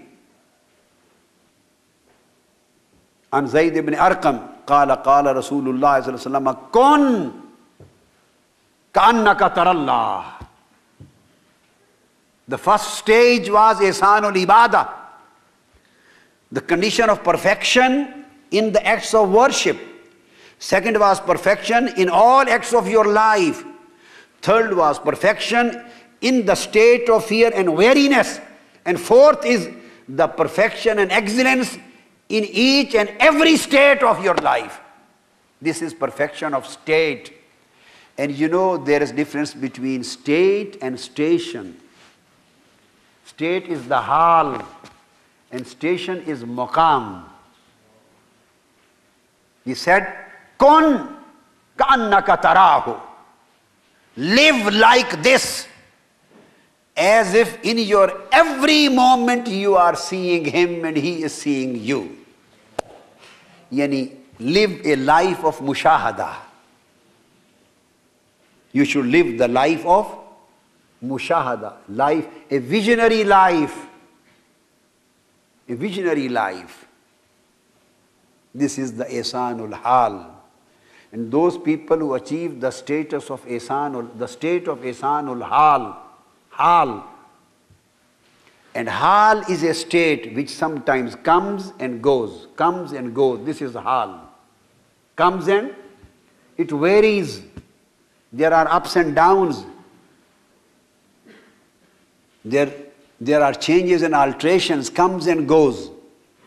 But if this hal achieves the stability, firmness, steadfastness, istiqama and iqama, and if it remains and doesn't change, then the hal is converted into muqam. So there are some people who are known as ahlul hal. And then if hal becomes a permanent state, then they are known as ahlul muqam. These are the people of muqam. They are the permanent, have the position, they have the permanent station of ihsan. And permanent station of ihsan means then wherever they are and whenever they are, there is no change in the habits of their life, no change in the etiquettes of their life, no change in the manners of their life, no change in the vision of their life, no change in the preferences and priorities of their life, and no change in conduct and behavior of their life.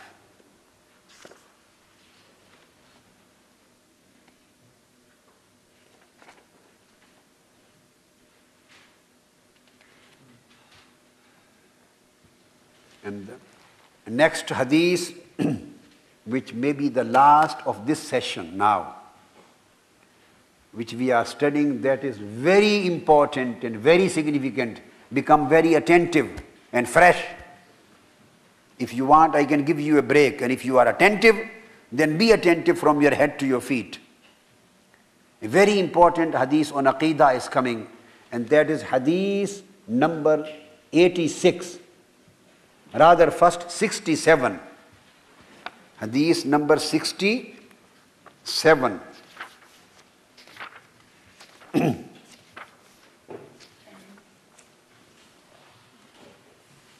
This is hadith 67.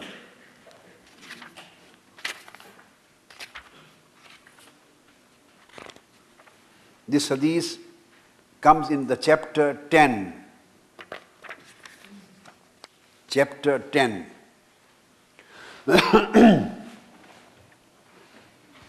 Babu qawlin Nabiyyi sallallahu alayhi wa sallam rubba muballaghin awwa min sami'in.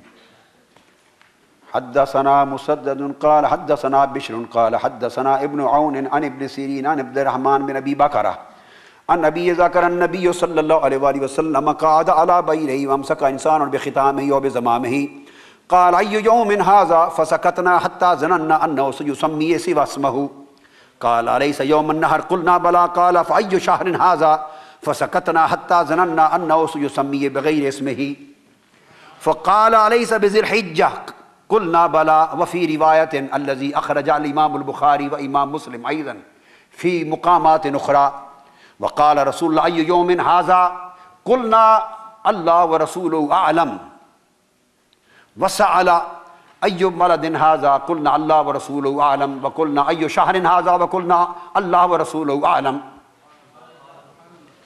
وقال فسكتنا حتى ظننا أنه سيسمي بغير اسمه وظننا وقال فإن دماءكم وأموالكم وأعراضكم حرامكم علي حرامكم بينكم كحرمة يومكم هذا في شهركم هذا وفي بلدكم هذا ليبلغ الشاهد الغائب فإن الشاهد عسى أن يبلغ عنه أو له منه أو كما قال. This is hadith which has come many times in Sahih Bukhari. This is hadith number 67. Imam Bukhari has repeated this hadith as hadith number 105. Then again Imam Bukhari has repeated at hadith number 1741. The same has been transmitted by Imam Bukhari as hadith number 3197. The same hadith has been repeated in Bukhari as hadith number 4406. The same has been repeated as hadith number 4662 and as hadith number 5550. And as hadith number 7078 and as hadith number 7447.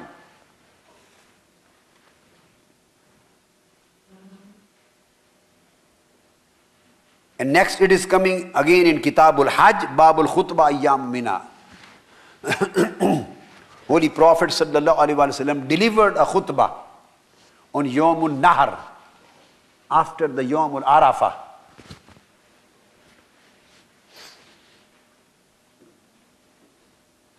In Mina, this was the Yawmul Eid. In Mina, that was Yawmul Eid. He delivered the khutbah in Ayyam Mina.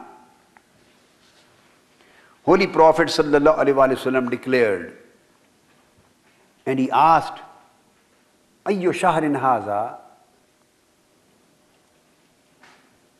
He asked the companions, 125,000 approximately, 125,000 companions are standing in front of him. And he is asking them, Ayyu yawmin haza? Which is the day today? Which is the day today? The companions replied, Kulna Allahu a'lamu wa rasulah. Allah knows better and His Prophet, His Messenger knows better. And they knew clearly what day it was. They were standing in Mina. And yesterday they had performed their Hajj, Hijjatul Wida. And they were standing there for khutbah of Mina, khutbah to Eid, Yawm al-Nahr. They were standing there. Everybody knew it. But still they said, Allah wa Rasuluhu alam. Allah and His Holy Messenger know better. And in this riwayah, they say, فَسَكَتْنَا. We remained silent. We kept quiet, thinking that he might give this day another name. We thought as if he were going to change the name of this day. Two things. Then he asked, Ayyo shahrin hadha?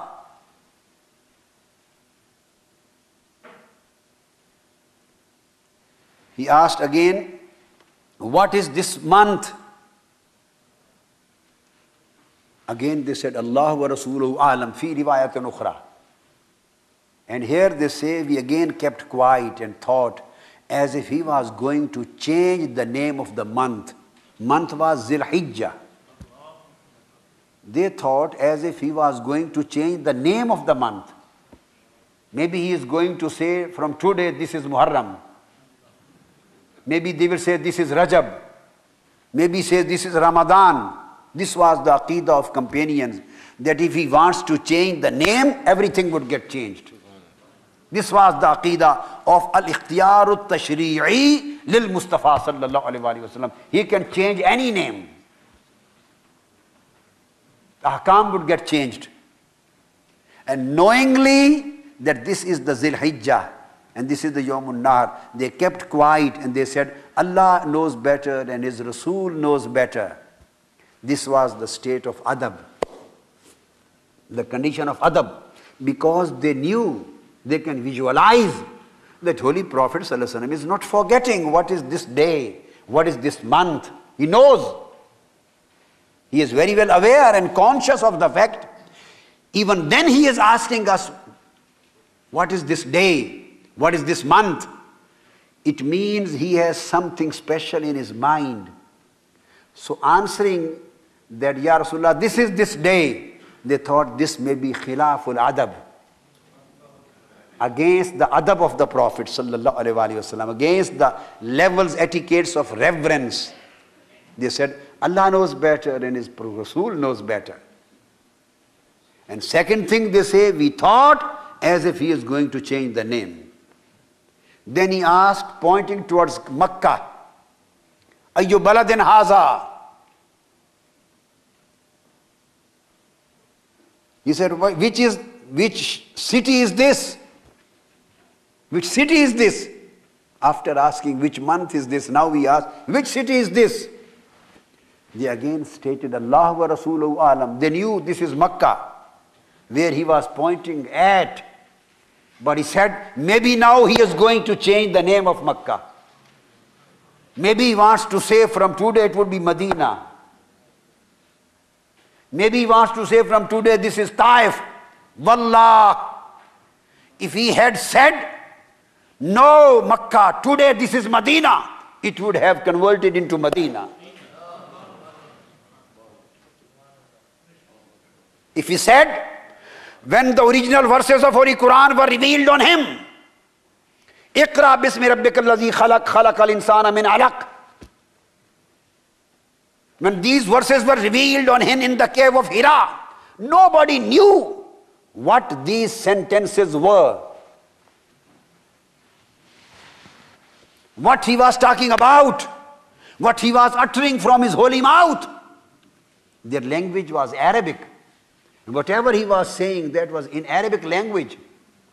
They were not in a position to differentiate between the Holy Prophet, the evidence of the being of Quran, other than the mouth of Mustafa, other than Famul Mustafa. Nazalatil ayat fil ghar, ghar Hira. وَمَا مِنْ أَحَدٍ مِنْ رِجَالِ الْعَالَمِ الَّذِي هُوَ عَرَفَ وَعَلِمَ أَنَّ اللَّهَ تَعَالَى أَنزَلَ عَلَيْهِ الْآيَاتِ الْإِقْرَأْ بِاسْمِ رَبِّكَ الَّذِي خَلَقَ लैसा लहुम मारिफा व लैसा लहुम इदराक व लैसा लहुम तमीज़ व लैसा लहुम इम्तियाज। अव्वल मर्रा इन्नहुम समिउ अन फमिन नबी सल्लल्लाहु अलैहि वसल्लम अनिल हबीबिल मुस्तफा व हुवा क़रा अलैहिम इक़रा बिस्मि रब्बिकल लज़ी खलक़ व कानू मुतहय्यरिन व मुतअज्जिबून व सअलू अन्हु या रसूलल्लाह माज़ा तक़ूलन फमिक माज़ा हाज़ल कलाम क़द समेना अव्वल मर्रा मिन फमिक व मा समेना मिस्ल हाज़ल कलाम क़ब्ल अल यौम मा हाज़ल कलाम लैसा इंदहुम मारिफा अनिल कुरान व लैसा इंदहुम मारिफा अनिल नुज़ूलिल कुरान व लैसा इंदहुम मारिफा व तमयीज़ अनिल वही इल्ला सवाल अनिन नबी या रसूलल्लाह मा हाज़ल कलाम व हुवा अजाबा अला सवालिहिम इन्नहु हुवल कुरान अल्लज़ी अंज़लल्लाहु तआला अलैया हल इंद अहदिन फी कुल्लिल आलम शहादतन उखरा व दलीलतन उखरा व मारिफतन उखरा लिअन्ना हाज़िल आयात मिनल कुरान इल्ला दलील फमिल मुस्तफ़ा अन्ना शख्सियतल मुहम्मदिय्यत हिय शहादा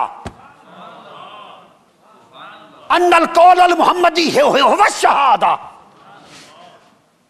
अन्नल कलाम मिनल फमिल मुहम्मदी हिय शहादा हुवा अजाबा व अशारा इला फमई व काला माज़ा कुल्तु मिन फमई हाज़ल कलाम अल्लज़ी अंज़लल्लाहु तआला अलैया फिल गार व अरफू व अतक़दू व आमनू बिही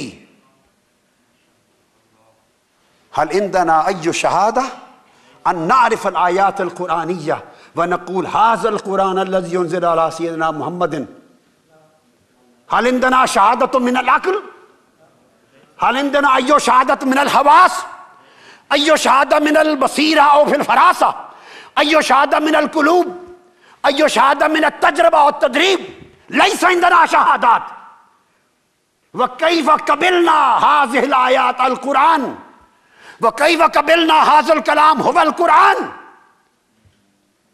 फ़क़त समेना अन फमिल मुस्तफ़ा व क़बिलना हाज़ा कलाम अल्लाह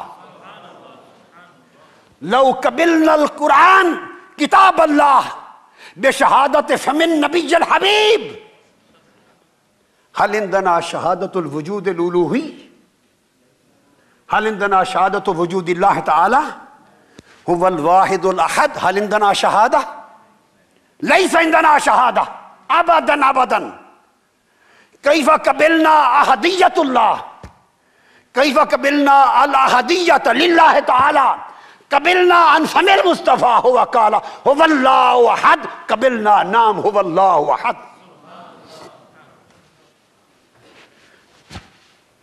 हाज़ा असासु अक़ीदतिना हाज़ा असासु ईमानिना व हाज़ा असासु इरफ़ानिना व हाज़ा असासु इकानिना व हाज़ा असासुल इस्लामिल कुल्लि लैसा इंदना अल असास व शहादा इल्ला अल वजूदुल मुहम्मदिय्या सल्लल्लाहु अलैहि वसल्लम हुवा अर्रफ़ना बिल्लाह व हुवा अर्रफ़ना बिल कुरान व हुवा अर्रफ़ना बिल इस्लाम व हुवा अर्रफ़ना बिकुल्लि शैइन अल्लज़ी वजदना फिल ईमान व इस्लाम।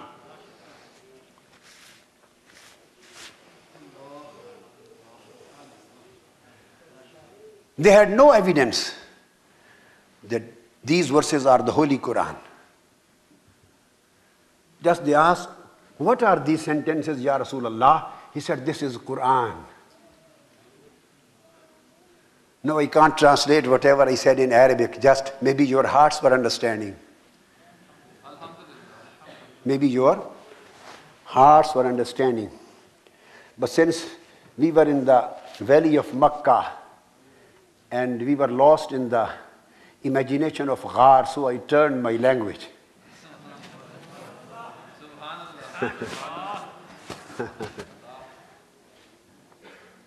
Holy Prophet ﷺ, this is Quran. So those companions and Muslims who believed in Quran, just depending on the saying of Holy Prophet, they want to believe that from today this is Medina, just believing whatever Holy Prophet says. That's why they say فَظَنَنَّا أَنَّهُ سَيُسَمِّيهِ بِغَيْرِ اسْمِهِ. We thought as if he is going to change the name of Makkah. Going to change the name of Makkah. Who gave this name to the city? Al-Shaykh As-Sa'ad As-Sagharji. Damat Fuyuzatukum. Who gave the name of Makkah to the city? Allah. This was not given by hadith. This name of Makkah was given by Almighty Allah in Holy Quran. The name of Makkah was given by Allah in Holy Quran.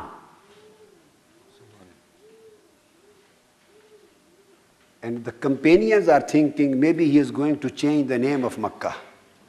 The name which Allah has given to this city, they still think that he can change the name.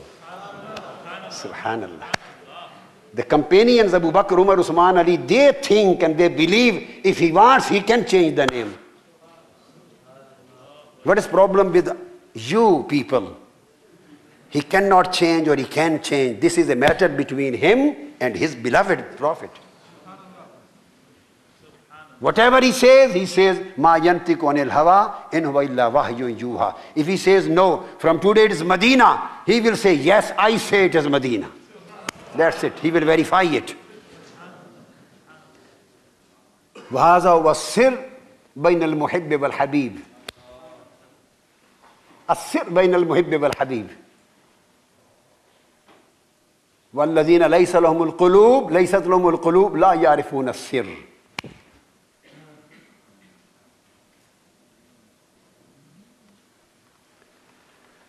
So this was the level and etiquettes of adab, reverence for Holy Prophet sallallahu alaihi wasallam, which was demonstrated by the companions. Demonstrated by the companions. And the last, as I told, hadith of this session, that is hadith number 86.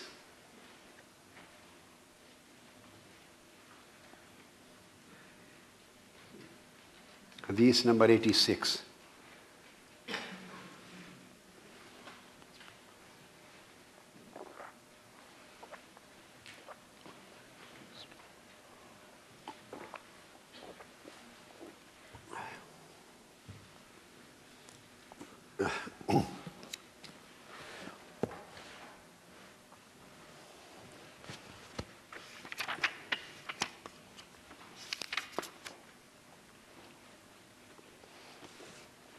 Is reported by Musa bin Ismail.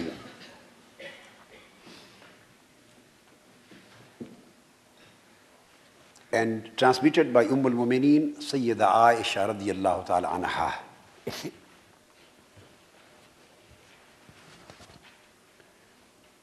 She says, فَحَمِدَ اللَّهُ Holy Prophet sallallahu alaihi wasallam, فَحَمِدَ اللَّهُ عَزَّ وَجَلَّ النَّبِيُّ صلى الله عليه وسلم وأثنى عليه ثم قال ما من شيء لم أكن أريده إلا رأيته في مقامي حتى الجنة والنار فأوحي إلي أنكم تفتنون في قبوركم مثل أو قريبا لا أدري أي ذلك قالت أسماء من فتنة المسيح الدجال.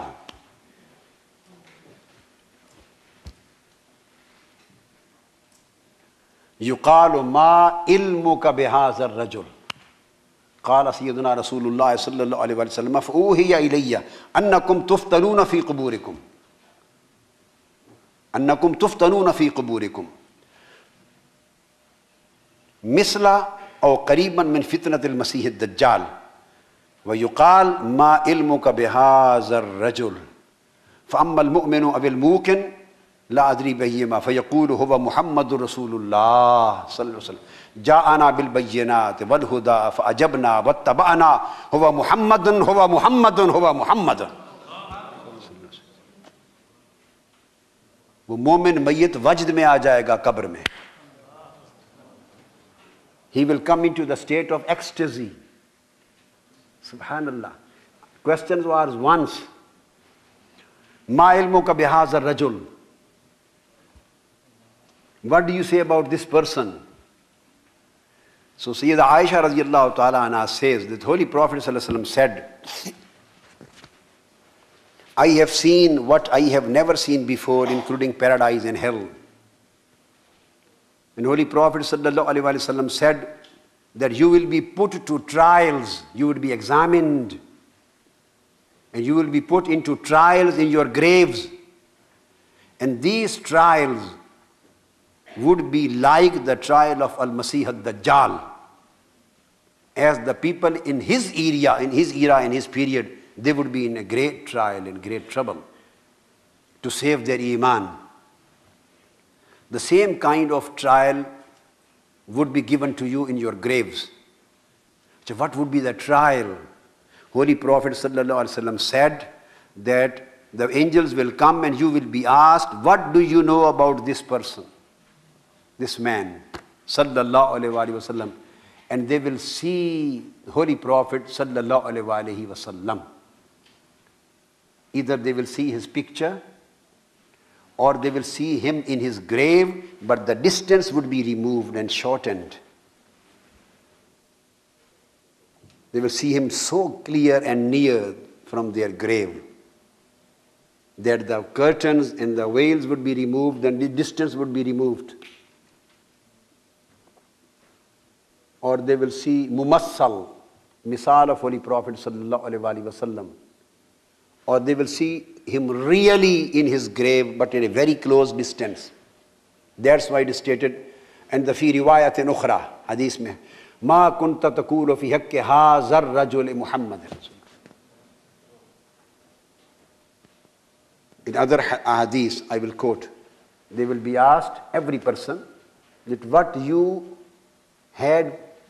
used to say, what you had used to say about this person, Muhammad sallallahu alaihi wasallam, in your life. When kana comes over muzare, kana comes over yaqul, then it gives the meanings of continuous past, al-madi al-istimrari. So they will say, in your life, what were your habit during your speeches, during writing your books, during your Jummah sermons, during your study circles, during your waz and tabligh, and during your preaching of Tawheed?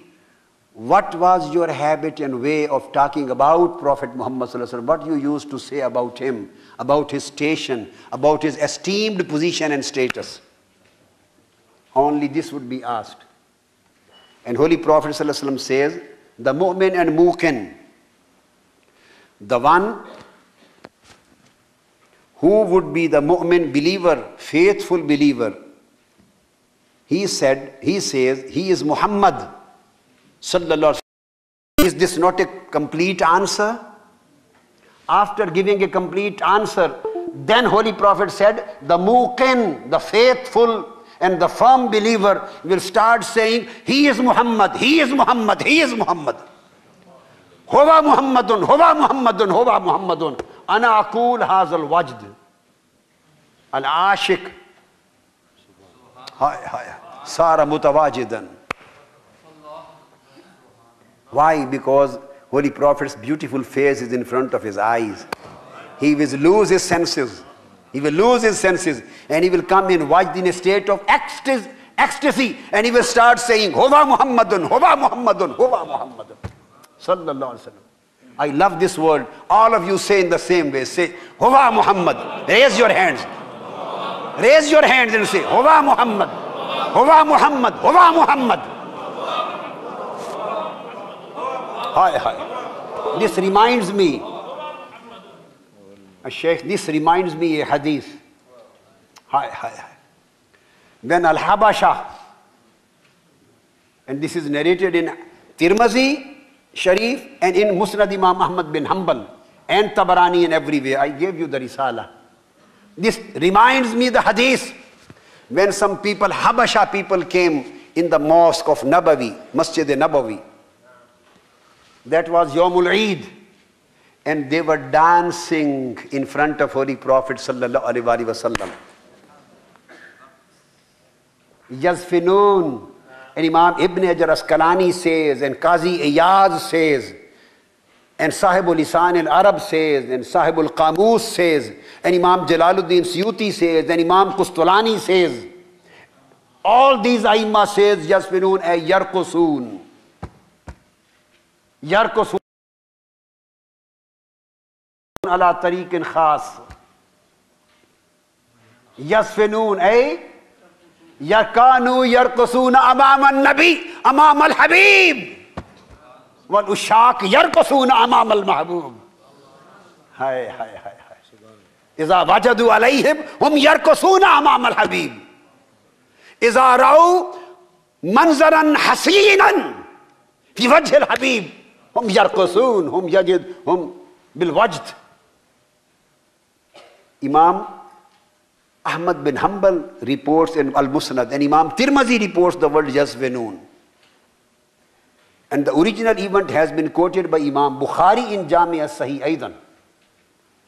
Lekin the words Yazfinun wa Yarkosun has been reported by Imam Ahmad bin Hanbal and Tabarani and all other Aimma. They were doing raqs, wajd and dance, spiritual dance in front of Holy Prophet sallallahu alaihi wasallam. Some people and some Aimma of Hadith, they have said, just they were doing the practice for the war. This was a war practice. I accept this is a view of Aimma, and I put on my head, with respect, the views of Muhaddiseen. But with full respect, I would like to say, only the Masjid of Nabawi was left for the war practices. There was no other field or no other Maidan and no other place outside Medina to do the war practices. Was this a big Maidan, Al-Maidan al-Wasi fil Masjid Nabawi, to do the Tajribatul Harab? No other place was available for them outside Medina. Do you understand? Some ulama muhaddiseen say that they were doing the practices, exercise and practice, preparation for the harb. I accept this opinion because the Aimma and Muhaddisun have said. So I put this opinion on my head. I am a very humble student of those great people. But with respect, as a humble student, I ask my shuyukh, the ulama al-kibar, was there no other place left for this big practice? As the armies do? Just the small Masjid al-Nabawi was left for that? And they always used to do this once a year on the Yawmul Eid, once a year only. Is it sufficient for the war practice? Military practices. What happened? Ask Imam Ibn Hajar Asqalani. Why did they choose that day of Eid? Imam Ibn Hajar Asqalani, he writes in Fathul Bari, Sharh Sahih al-Bukhari. Imam Asqalani, the great muhaddis and authority on hadith, he says they chose this day. They used to come the same day every year and did the dance. Achha, why they chose Masjid al-Nabawi? Let me explain. Because they thought if they did the same thing outside Medina, maybe our beloved didn't go there. Maybe he doesn't go there. And they were doing everything to please their Mahbub. They were doing everything to please their Mahbub and Habib for Holy Prophet, so that he may see, and he may be pleased. That's why they used to come there. Because at least while standing inside his house, behind the door, at least he will see us what we are doing, dancing for his pleasure. That's why they chose Masjid al-Nabawi. And Holy Prophet ﷺ was looking at him, and he was smiling. He was smiling. And he called Sayyida Aisha radiyallahu ta'ala anha, as our sisters and daughters were standing behind the men and participating in Hadra. Behind men, he called Sayyida Aisha and asked her, Aisha, you want to see them? Dance of love and ecstasy. Dance of love and ecstasy. You want to see them? She said, yes. Then come stand behind me, put your head cheek on your shoulders and look from there. So Holy Prophet ﷺ stood in front of her and she was behind her and she was also watching and they were dancing. Imam Asqalani says the reason why they used to come on this particular day of Eid every year, he says because this was the day when Holy Prophet ﷺ entered Medina after his immigration. When he immigrated from Mecca to Medina, this was his day of entry into Quba. And these Habasha were again present the same day at Quba to receive him. And when they saw Holy Prophet ﷺ entering Medina, they did a great dance of love and ecstasy. Why? That Muhammad has come into Medina. Muhammad has come into Medina. They were in ecstasy. They were overwhelmed by love, overwhelmed by ishq. They were drunkenness. They were intoxicated. They were looking at the beauty of the face of Muhammad, and then they were dancing for Holy Prophet. And they used to come every year to celebrate the dance of the coming of Holy Prophet to Medina.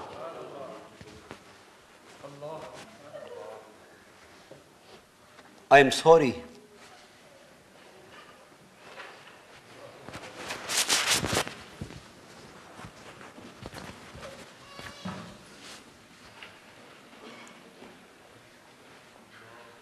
And Imam Asqalani says, was there any Eid better than the Eid of reception of Holy Prophet?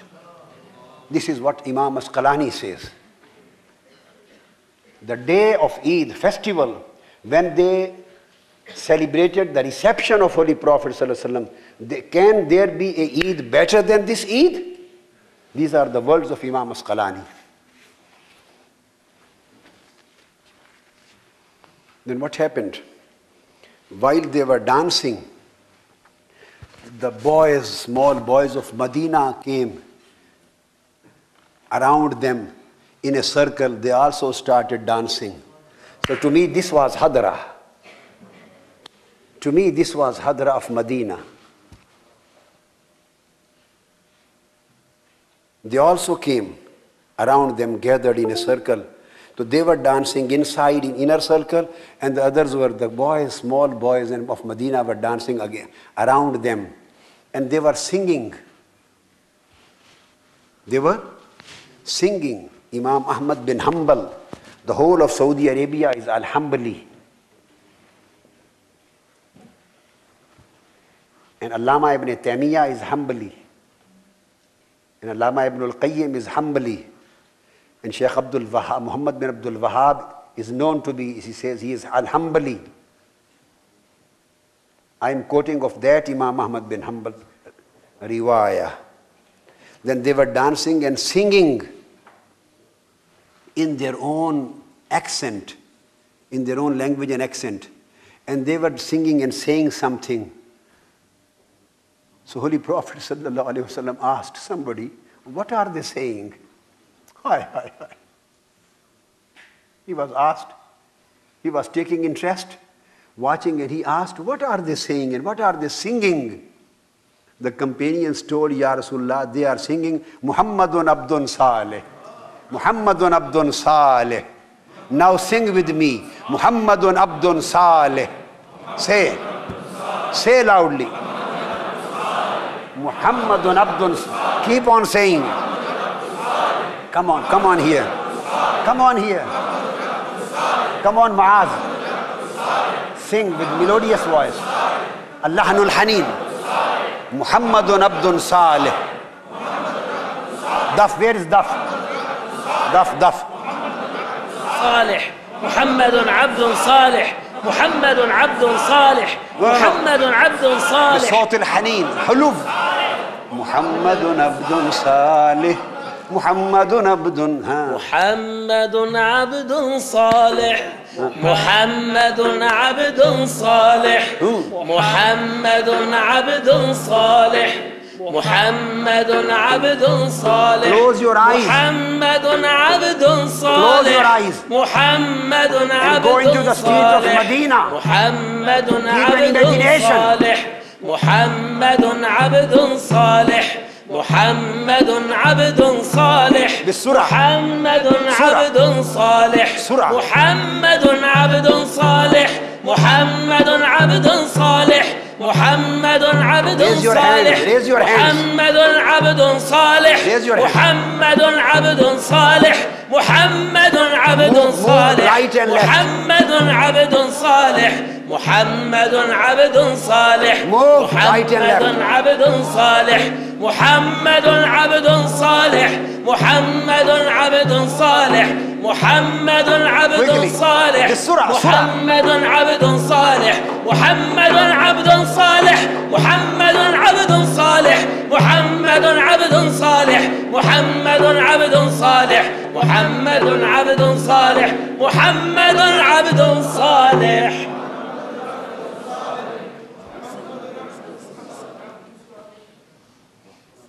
This was the song of Medina. Inshadul Habashiyah, song of Medina, song of our ruh, our soul, song of our qulub, our hearts. My beloved Prophet ﷺ asked, what are they singing? What are they saying? They said, the companion said, Ya Rasulullah, they are saying Muhammadun Abdun Saleh. What more evidences you require from me about all these things?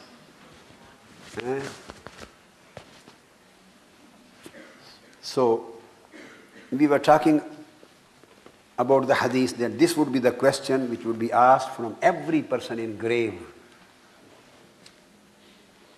Every person in the grave.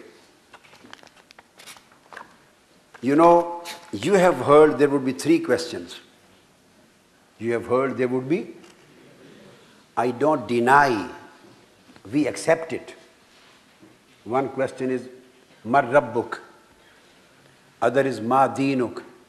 And third is, Ma Kunta Taqulu fi haqqi haza rajuli li Muhammadin sallallahu alayhi wa alihi wa sallam. You can read this book, Al-Minhaj Savi. I have collected all ahadith with asanid over here. The very interesting and important thing which I want to explain is that you have heard 3 questions. And basic thing which I want to tell, the 3 questions of Qabr, Mar Rabbuk, Ma Deenuk, wa Ma Kunta Taqulu li Haza Rajul Muhammadin. 3 questions. They are neither reported and transmitted by Imam Bukhari anywhere, nor transmitted by Imam Muslim. Those who just believe in Bukhari and they say, we don't accept any other hadith. Those who say, we don't accept any other book. We just believe in Bukhari. We just believe in Bukhari, or we just believe in Muslim and Bukhari, Sahihain. So let me explain, all these 3 questions are neither narrated and reported in Bukhari nor in Muslim. Matter is finished. Bukhari and Muslim, both at all places, just they have reported and transmitted a single question about Muhammadun Abdun Saleh. Just one question, Ma ilmuka bihaza rajul? What do you know about this person? Or Ma kunta taqulu fi haqqi haza rajul Muhammadin? What you used to say about this person, Muhammad sallallahu alaihi wasallam. Bukhari and Muslim, they do not relate or transmit any question in the name of Mar Rabbuk or Ma Deenuk, nothing. Shayun Ajib. These 3 questions have been mentioned by Abu Dawud and Imam Ahmad bin Hanbal. That's it. Neither these 3 questions came in Bukhari nor in Muslim. This was the Aqeeda of Imam Bukhari. The only thing which Allah is interested in to ask through the angels, go and ask them, what do they know or what do they say about my beloved? The angels, representing Almighty Allah, who have been sent by Almighty Allah, Allah is interested to ask only one thing. Go, O Munkar and Nakir, go to this man in his grave and just ask one thing. What do you know about my beloved? And what did you say about my beloved? That's it. If they recognize him and say good things about him, open the doors of Jannah for them. And if they are unable to recognize him, open the door of fire, hell for them. I don't want to ask any other thing from them. I don't want to ask any other thing by me. The one who knows and says good things about my beloved Muhammad, he is the possessor and heir of Jannah. This is what Imam Bukhari has related. The first hadith which Imam Bukhari has narrated is reported by Anas bin Malik. And I quoted from Aisha radiyallahu ta'ala anha. Now second hadith which Imam Bukhari has transmitted, that is from Anas bin Malik.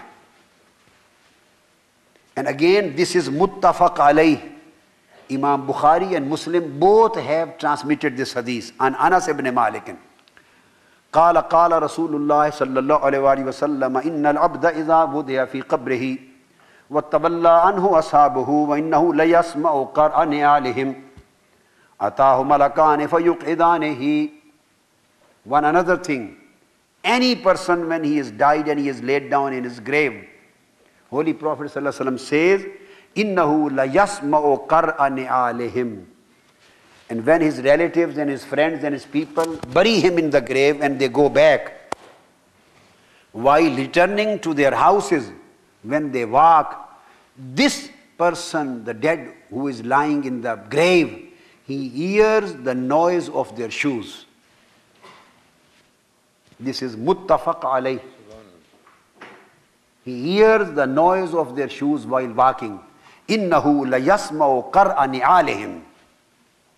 So every dead person in his grave can hear the noise of the shoes while the people are returning back and walking. Every person can hear the noise of the shoes. And if we think that awliya can't hear when we say salam to them, it is ununderstandable phenomena. Every person hears in his grave. Why awliya and sulaha can't hear? So hearing and sima is an established fact for everyone. From qabr, from the grave. Then two angels come, make him sit. فَيَقُولَانِ مَا كُنْتَ تَقُولُ فِي هَذَا الرَّجُلِ. But Almighty Allah has sent us to ask you only one thing. He says, what do you want to ask? He said, just what do you say about this person? Only. Allah is interested to ask about only one thing. Le Muhammadin sallallahu alaihi wasallam. And he makes the examination easy also. In Abu Dawood it comes, in Abu Dawood and Musnad Ahmad bin Hanbal, where two other questions have been mentioned. There he would be asked, Mar Rabbuk, who is your Lord?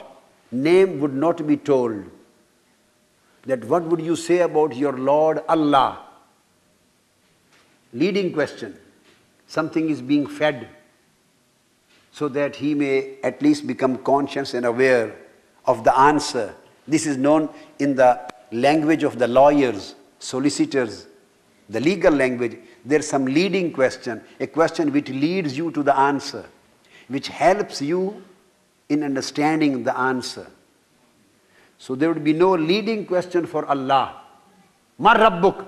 If we go to the riwayah of Abu Dawud, I have already explained there is no riwayah of other two questions in Bukhari and Muslim. Just taking into consideration the riwayah of Abu Dawud and Musnad Ahmad. They won't be given any lead that what do you say about your Lord Allah? No. There is no indication. Just blank. What do you say about your Lord? Who is your Lord? Mar Rabbuk. That's it. Let him say if he knows. No help in answering. Then Ma Dinuk, what is your deen? No help in answering. No leading question, no help in answering the question. These are the two things. But coming to the Holy Prophet's question, third one, and which according to Bukhari and Muslim is the only one. Here it is stated, just concentrate on the worldings and see how different attitude he has with his beloved Prophet. Hi. As if the paper is being out. Here in England, there is never any paper is out. In Pakistan, it is. It is always, the papers are out. The boys who go for examination, they know 3 days before what is being asked in our paper. Give money and get your paper. The paper is out in Pakistan, in India and Bangladesh. That's why you don't know what is meant by the being outing of paper. The paper is disclosed. Allama Adam al-Asma. Allama Adam al-Asma. The paper is closed. Here, there are 3 papers. 3 questions are being asked in the paper of Qabr. Examination, the paper of Qabr. 3 questions. Mar Rabbuk, the first question. Who is your Lord? You can answer, you can't. Second is, Ma Dinuk. What is your deen? These 2 questions, if we accept the riwayah of Abu Dawood and Musnad Ahmad, and we accept, of course we accept. But coming to the riwayah of Bukhari and Muslim, the only one question about Holy Prophet, the words are, Ma kunta taqulu fi hadha ar-rajul li Muhammadin. What do you say about this person, Muhammad? Sallallahu Alaihi Wasallam. The paper is out. Hint is being given. He said, Kiraman Katib, the Munkar and Nakir, go. When you ask about me, don't give any help to them. Don't put a leading question. When you ask about my deen, don't put a leading question. Let them answer. Very strict. And when you ask about my beloved Prophet, and if they are his ummah, just be lenient. Give a tip. Give a tip. Put a leading question. Make the answer easy for them. And name my beloved Prophet Muhammad, then ask like this. What do you know and what do you say about this person whose name is Muhammad? Hi. No Shari and Muhaddis has ever gone to these things. That's why the aqaid of people are still in darkness. أول مرة يعني ما كتب وما ألف أي من الأئمة. أول مرة استخرجنا واستنبطنا وشرحنا ولكن هذه بفيوزات المحمدية ببركات عليه صلى الله عليه وسلم. لست شيئا والله لست شيئا إلا ببركة غبار علي رسول الله صلى الله عليه وسلم.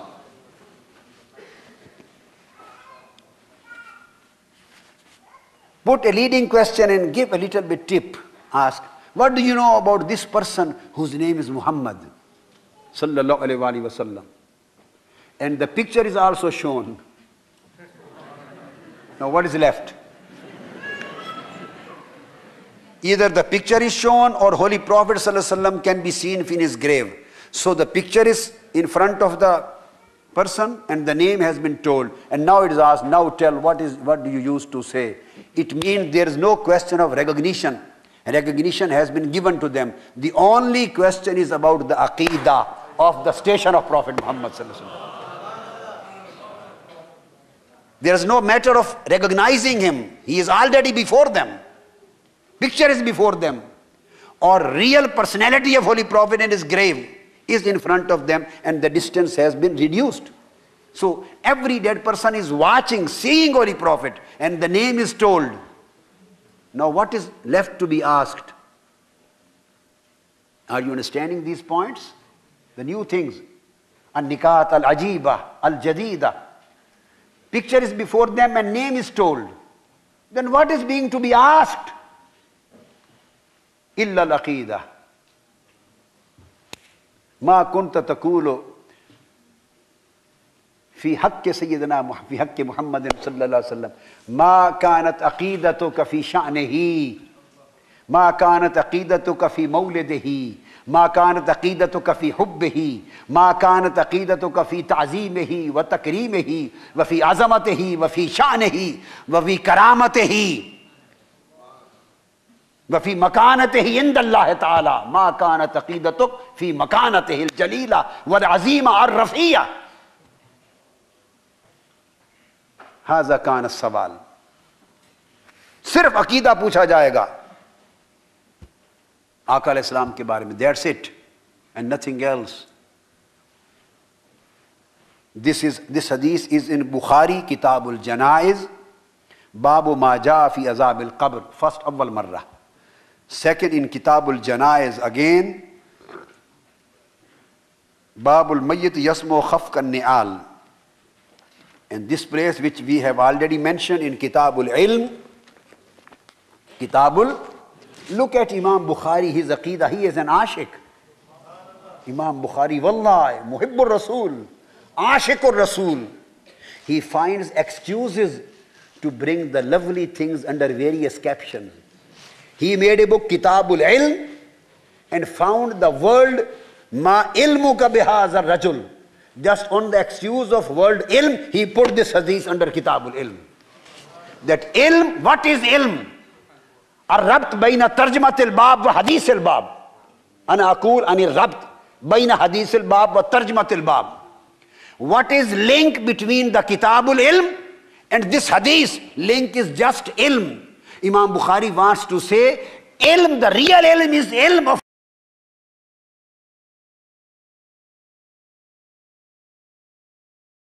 Holy Prophet sallallahu alaihi wasallam and his ma'rifah. If you have no ma'rifah of Prophet Muhammad, then you are not knowledgeable, then you don't possess any ilm.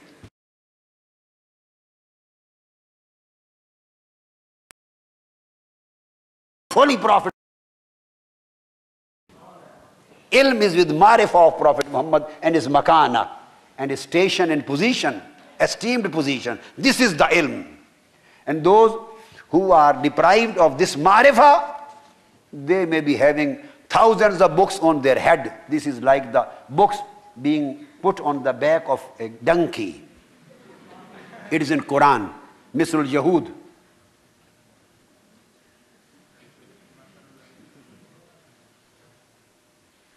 The second, Imam Muslim narrates the same hadith in Kitabul Jannah.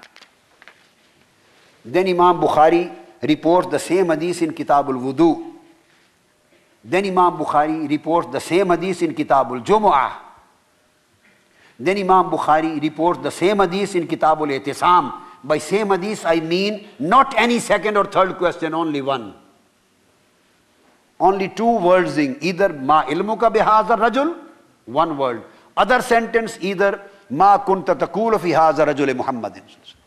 Just only one question. Keeping picture and showing the Holy Prophet's personality in front of them, telling the name, then what is left? Only Aqeeda is left to be asked. And Imam Muslim brings in Kitabul Kusuf, same hadith. And Imam Tirmizi brings also the same hadith of one question, just one question, in Kitabul Janaiz.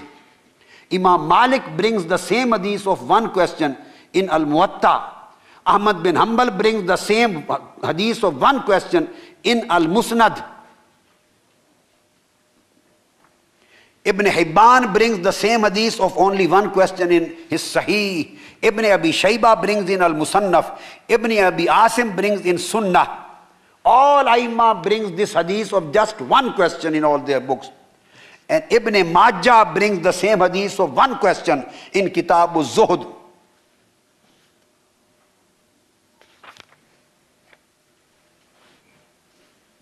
And Ahmad bin Hanbal also brings the same hadith with one question. Then comes Imam Abu Dawud and Ahmad bin Hanbal, who brings the three questions. Just imagine. Now I would like tatbiq, consistency between the hadith of one question and hadith including three questions. There should be some tatbiq, al-mutabika. consistency. There cannot be any inconsistency. There cannot be any contradiction. Both hadiths are sahih. So let me explain then how can we put them together. This is our duty. So I have given a lot of deep thought in it, and I have two explanations for this thing. I have two explanations for this thing. Both I will give you an example. One explanation is that when you appear in examination, because this is Holy Prophet said this is fitna, exam, a trial. And the word Holy Prophet ﷺ used at another place, a hadith in Ibn Majah and hadith in Musnad Ahmad bin Hanbal wa isnaduhu sahih an Aisha wa Abi Hurairah radiyallahu ta'ala anhu. The words of hadith are anin Nabiy sallallahu alaihi wasallam qala, very important wording. Holy Prophet said, amma fitnatul qabr fabi tuftanuna wa anni tus'alun. Hadha al-hadith. Allahu Akbar. Holy Prophet ﷺ and the shuyukh, the great kibar shuyukh are there. Holy Prophet ﷺ didn't say, I am talking a question of nahv, explaining ala tariqin nahv. He didn't say, وَأَمَّا فِتْنَةُ الْقَبْرِ فَتُفْتَنُونَ بِي وَتُسْأَلُونَ عَنِّي.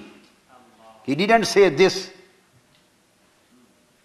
If he had said, تُفْتَنُونَ بِي وَتُسْأَلُونَ عَنِّي, you would be put in trial because of me and you would be asked about me.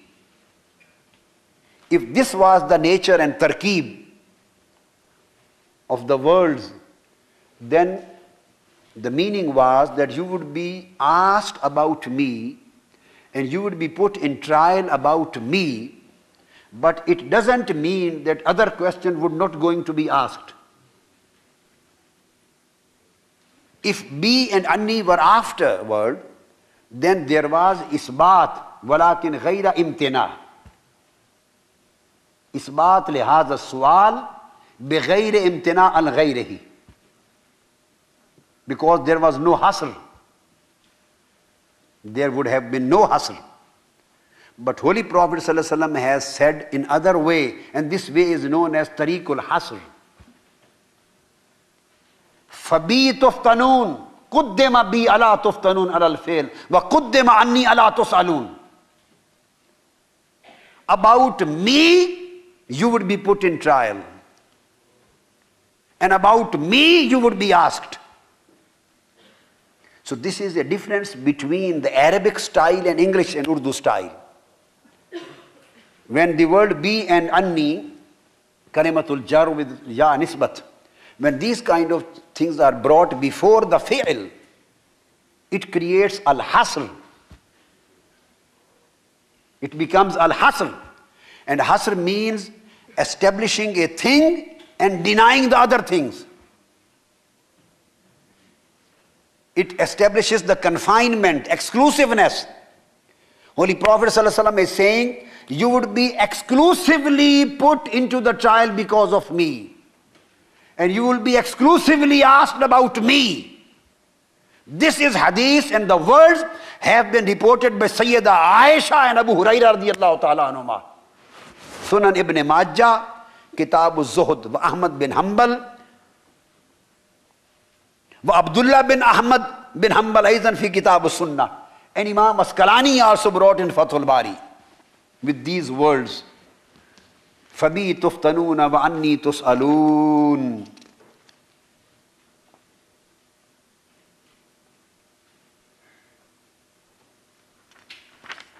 Now the question is, how we can create a compatibility and consistency between the two versions of one question and version of three questions. So I can explain it in two ways. This is how it occurs to me. The first is, when you go to examination and appear in an exam and you receive the paper, Sometimes you find, for example, if there are 3 questions to attempt, it is written on the top that this third one, last one, is compulsory. And the one who didn't answer the third one and answer the first 2, he will fail. This is meaning the third question is compulsory. This is one interpretation. That 3 questions would be asked. The first would be Mar Rabbuk. Who is your Lord? If this question had been declared to be compulsory, then there was no need of, this was final and conclusive in the term of law, in the term of evidence. The lawyers are here and some solicitors and barristers are here among the sons and daughters, and some LLM in law are here. I am talking for those. There are 2 kinds of evidences which are placed in the court. One are known as circumstantial evidences or inconclusive evidences, and some are known as conclusive evidence. When a lawyer gives the evidence, first sometimes it is rebutted, so no, I have some other evidence. This is denied, I have one more evidence. Then finally comes to the conclusive. Conclusive evidence means this is the final. If the first question about Mar Rabbuk, it had been declared to be conclusive, Bismillah ar-Rahman ar-Rahim, then there was no need of asking the second question, because never any other question is put after the conclusive one. It was asked, who is your Lord, Mar Rabbuk? You may answer it or you may not. In both cases, if you answer or if you don't, in both cases, you are asked the second question, what is your deen?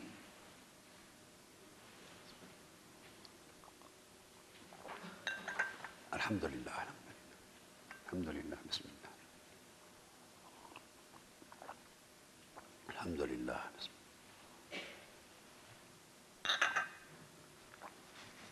Alhamdulillah. It means that there is a room for another question. After Mar Rabbuk, there is a room for another question. Then, Ma Dinuk, what is your deen, your religion? It means, then you have been asked the third question, it means there is further room is available. There is another flexibility for another question. Maybe if you are not so strong to reply these 2 questions, maybe you reply the third one.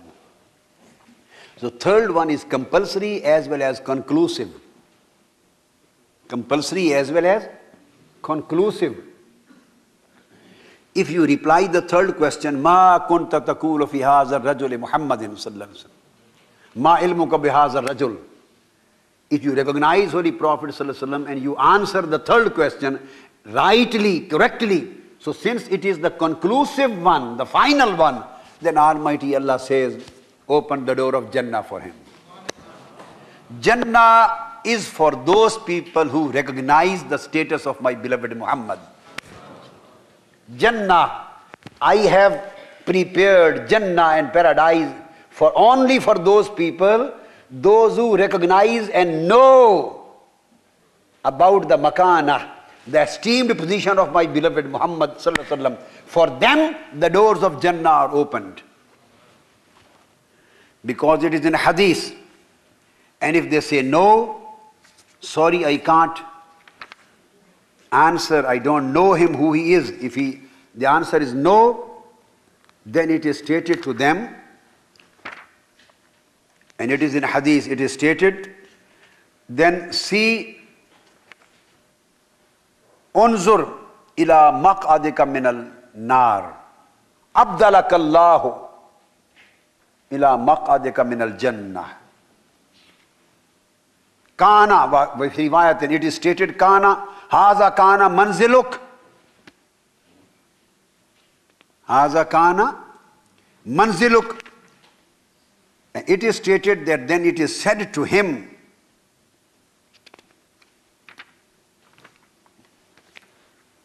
that this was, you see, this was your place in hell. If you had not recognized the makana, the esteemed position of Prophet Muhammad sallallahu alaihi wasallam, then your place was here in hellfire. Since you have recognized the esteemed position of Prophet Muhammad sallallahu alaihi wasallam and you died with a good Aqeeda, so now Almighty Allah has changed your hell into paradise of Jannah. The words of Hadith are, when he says, Ashhadu annahu Abdullahi wa Rasuluh, فَيُقَالُ لَهُ أُنظُرْ إِلَى مَقْعَدِكَ مِنَ النَّارِ أُنظُرْ إِلَى مَقْعَدِكَ مِنَ النَّارِ كَيْ هَذَا يَكُونُ مَقْعَدُكَ فِي النَّارِ لَوْ لَمْ عَرَفْتَ لَوْ لَمْ تَعْرِفْ رسول اللہ صلی اللہ علیہ وسلم قد ابدلک اللہ بہی مقعدا من الجنہ. Almighty Allah has changed your house in hell into the house in Jannah. Your place has been changed from hell to Jannah. Why? Just because you recognize the esteemed station of Prophet Muhammad sallallahu ta'ala alayhi wa sallam. So this is the final and conclusive question and compulsory question. This is one interpretation. That's why Imam Bukhari has mentioned only one, because this is the conclusive one. The final decision has to be announced and the judgment is to be given just on this conclusive question. So the Ruwat, the Rijal, they didn't feel necessary to mention first two questions because the final judgment was going to be passed on the third one. This can be the first reason why Imam Bukhari and Muslim did not mention the first two questions. He thought as if this is the final one. And Imam Asqalani in Fathul Bari, he says that Imam Bukhari and the Ruwat and Rijal of Bukhari and Muslim, they did not mention first two questions because they considered that the first two questions are already included in the third question of Prophet Muhammad. If he has the marifah of Muhammad sallallahu alaihi wasallam, it means he has the marifah of Rabb and marifah of Deen. And if he has no marifah and genosis of the station of Prophet Muhammad sallallahu alaihi wasallam, it means he has no marifah of his God and no marifah of his Deen and religion. So no need to mention first two questions because the final judgment is based on the answer of the third question. This answer has been given by Imam Ibn Hajar Asqalani in Fathul Bari. But his words are, because first two questions are included in the third one. But I have interpreted this answer in a way, why two questions are included in the third one? Because to me, this is the conclusive, the compulsory, or the final.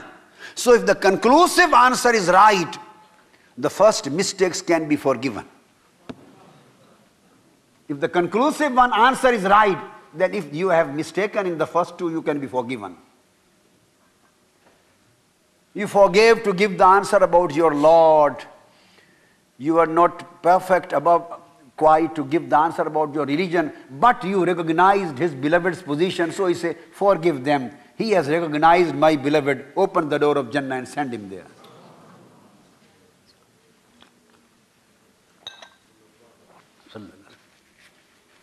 Now I have another interpretation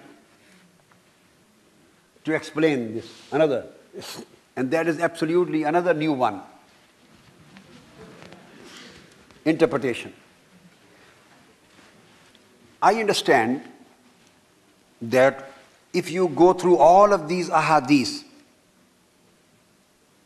so it is mentioned that this question would be asked from the kafirs and from mu'min, everybody, and from munafiq, from every person.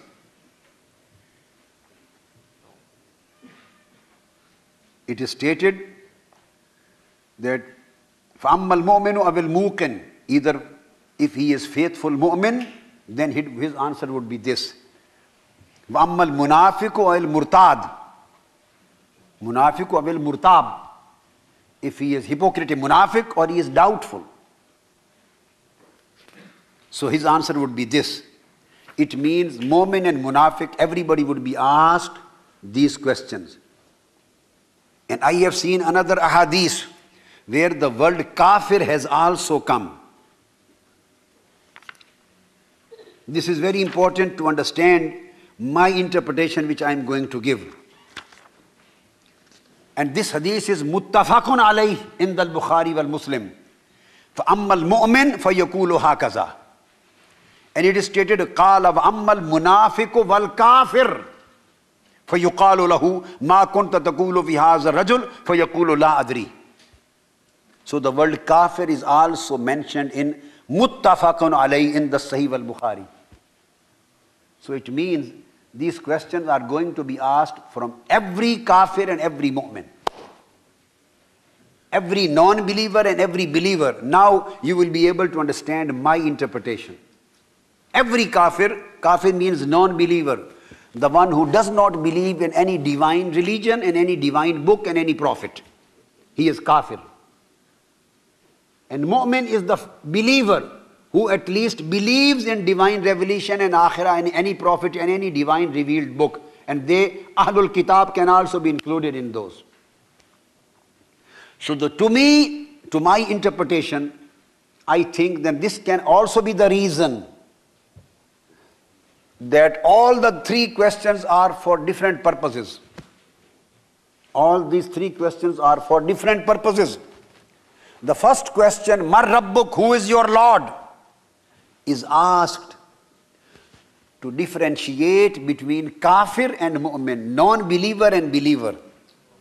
Whether does he believe in Lord, in God, in the creator of the universe or not? Is he a Hindu, the worshipper of the idols, or a Sikh, or an atheist?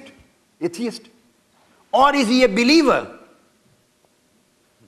Does he believe in presence of Allah, the creator of the universe, or not? So the first question, Mar Rabbuk, is for a common, every person, all human beings, those who are buried. Even kafir and mu'min. So the first of all, to differentiate, if he is kafir, then if he says, Lat and Manat is my Rabb, or he says, La Adri, it means he is kafir. His matter is different. No need of asking next questions from him. No need of asking next questions from kafir's matter is different. Finished. If he says, I am believer, and Allah Rabbi, I believe in my Lord, my Allah, I believe in God. If he says, so at least now he has fallen within the category of believers. Among the believers, Yahud were also believers in their days. Nasara were also believers in their days, and Muslims are also believers. That's why three categories are known as Ahlul Kitab. They are not known as Kafir. They are Ahlul Kitab. There's a difference between Kafir and Mu'min. This is Ahlul Kitab. Now, if he says, I believe in God, then the second question would be to differentiate between Yahudo Nasara and the Ummah al-Muslimah and Mu'minah. Ma dinuk, if you are the believer, then tell what is your mazhab. Are you a Jew or a Christian or Muslim? The second question, Ma dinuk, what is your religion? This is the purpose of asking second question, is to differentiate between the Muslims and other Ummah, the followers of other prophets and messengers, those who were before holy prophets raising. So second question is to differentiate between them, the Ummah al-Muhammadiyya and the Ummah al-Musawiyya al-Isawiyya. So if he says that my religion is Islam, my deen is Islam, then the Yahud and Nasara are over. now it means that it is clear that he is a Muslim. When the matter is specified and categorically specified that he is a Muslim, belongs to Muslim Ummah, for the Muslim Ummah there is only one question to be asked. If you are a Muslim and you belong to Ummah Muslimah, then give me the answer of only one question. What is your Aqeeda about Muhammad Mustafa? That's why Imam Bukhari has taken the riwayat of this one, because this is related for the Ummah of Muslimah. The first are for Kafirs and Ahlul Kitab. And when once you specify yourself and categorize yourself among the Al-Ummah Al-Muslimah, then for the Ummah Almighty Allah is interested to ask only one thing. What was your Aqeeda about my beloved Prophet?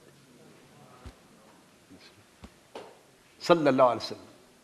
So this is At-Tatbiq. Al-Awwal Awsani. So the basic thing which has been explained is that when he will recognize Holy Prophet Sallallahu Alaihi Wasallam, then the doors of Jannah would be open on him, and the Malaika would say him, Nam ka nawmatil arus allazi la yuqizuhu illa habbu alihi ilayh. Then he will say, now you sleep. Very sweet sleep, like the bridal of the first night. Sleeps. Sleep. There are some people who don't understand the deep meanings of hadith. They say that hadith tells that after this questioning and answer session of the grave, this is a question-answer session of grave. When the answers and questions are finished, then the angels, very interesting and important matter, the angels will say him, Nam. Now you go to your bed, sleep. So some people say, take their Aqeeda from Nam, sleep. They say, it means that now they are sleeping. What is the point of your going there on their grave and saying salam and doing tawassul and intermediation and saying salam? Because they are sleeping. And the sleeping man doesn't know who has come on my grave or not.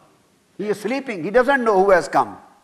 So they don't recognize you. They don't hear you. They don't reply you. Why you go on the graves of awliya?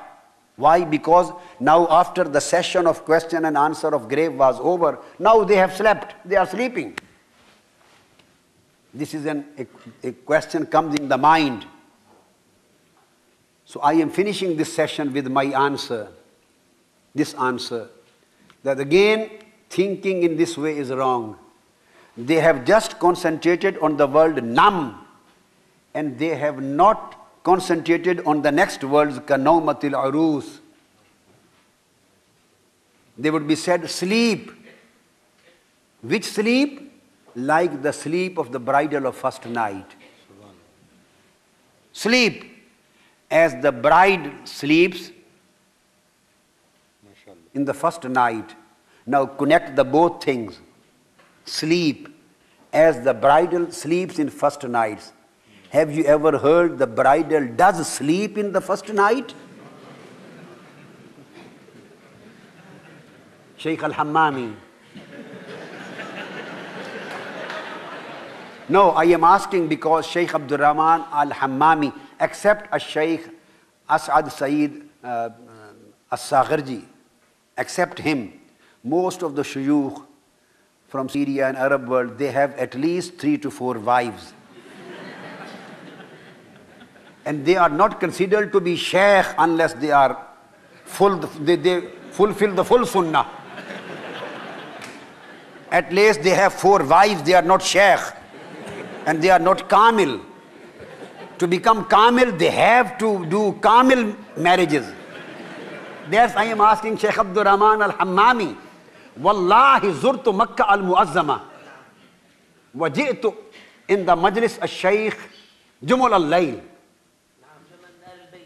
Al-Bayt. There was Shaykh, I don't name for you. Tell him, I am not naming for them. Ana la usammi lahum. I went to a Shaykh in Makkah, in Mayfil Mawlid. And I asked from my brother, what is the special thing about this Shaykh? I met him. They said he has over 40 wives.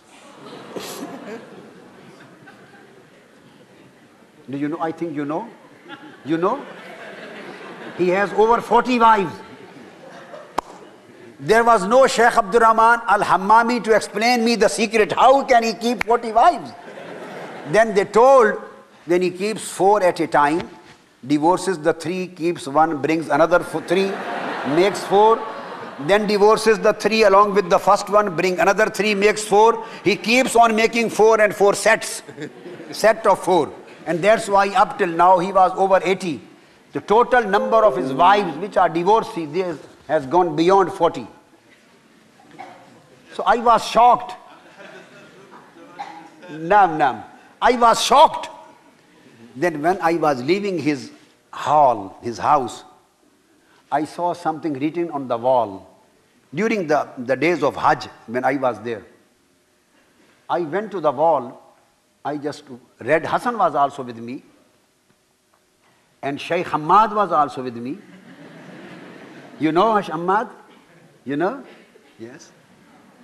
So I stood there to read what is written over there. So I read, there were the life sketch and the details, something about the life of that Shaykh, his father's Shaykh. His father.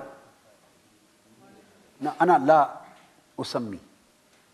I found the details about the life of that Shaykh's father. The original Shaykh. And this was the man with 40 wives was the son. And there I found the details about the life of his father. So I studied in the last line. It was written, Kana kasir at-tazawwuj. Tahayyartu. If the son has 40 wives and it is written father had many wives, what does it mean? In next line it was written, he died when he was 120 and he had more than 90 wives.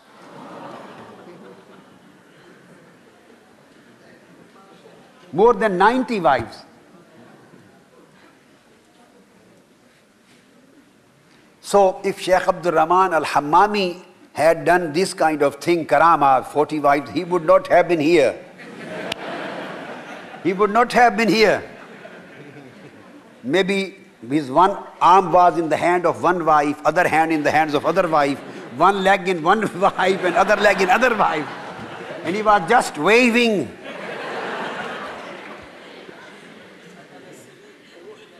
نعم هذا الشيء نعم هذا الشيء. So I asked him that ever the bride, either the bridal or bride, both, can they sleep in the first night? The angels will say, Nam, as the bride or bridal sleep in the first night, Laylatul Urus. If the wife sleeps in Laylatul Urus, then her husband deserves to be shot. He deserves to be shot. It means he is not a husband. He is not a husband. They are friends, they have love. They are meeting first time in their life. How can they sleep? So look at Almighty Allah and His Prophet ﷺ always gives example, practical examples from our life. The same practical example has been given by the words of angels in your qabr, because they know, every dead person knows what is the reality of sleeping in the first wedding night. What is the reality of sleep in the first night? So it means you just close your eyes and lie down and have rest and wait for your beloved friend. This is the sleep of first night. You just close your eyes, you lie down, and you keep on waiting when your friend comes. This is said, Nam, just close your eyes and lie down and sleep and lie as the bridal of the first nights do. So they are alive. Although they have closed their eyes. And why do they close their eyes? To imagine about their friend. This is known. This is known. So they are alive and they are awake in their graves. Nam ka naumatil arus. And the word arus has been used. And the concept of urs of awliyaullah has been derived from here. That these sulaha have been declared nam ka naumatil arus, because this night when the wali and ashik and arif dies and goes to his grave, this is the night for the meeting with Holy Prophet sallallahu alaihi wasallam. And this is the night when he meets with Almighty Allah in the heavens. And the actual wedding of the awliya is the night of their grave. Actual wedding of awliya is the first night of their grave, when they see Holy Prophet ﷺ with their eyes and they are asked, what do you know about him? He says, I have died for his sake. I died for his sake. I have been speaking about him the whole of my life. I got mad for him in whole of my life. I was waiting for this night. And died.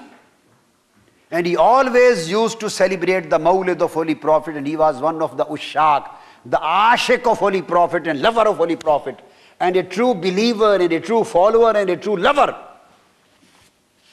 He died, and the angels asked about him, Ma kunta taqulu fi hadha rajul Muhammadin. What did you say and what do you say about this person, Holy Prophet Muhammad sallallahu alaihi wasallam? And at that moment when the angels were asking him about Holy Prophet sallallahu alaihi wasallam, Rasulullah qala Rasulullah la tasalunahu anni fasalu anni anhu. Don't ask him who am I, ask me who is this. He is my lover. Ask me who is this man. He is my true lover. So I hope there would be, this is, and I accept this is a tafsirul irfani. There would be some of awliya and solaha and orafa and ushaq. There would be. When they die, they will die, and the time of this question would come. Maybe Holy Prophet ﷺ stops the angel to ask him, and he will come forward to answer the question, I tell you who is this man. He was my real slave. He was my real lover. He was my real servant. He annihilated himself into my love. And he always lived a life of drunkenness in my ishq. He was always drinking wine of my love. He was always talking about my esteemed status. And he was always walking in footsteps of my life. So no need of asking him, I will tell you who is this ashik and arif. My dear sons and brothers and sisters, so we finish today's session on hadith number 86, that is in from Kitabul Ilm. وَمَا عَلَيْنَا إِلَّا الْبَلَاغِ. العين يا طه الزين يا نور العين يا طه الزين اشفع لي غدا عند الله خايف من النيران يا نور العين يا طه الزين يا نور العين يا طه الزين اشفع لي غدا عند الله خايف من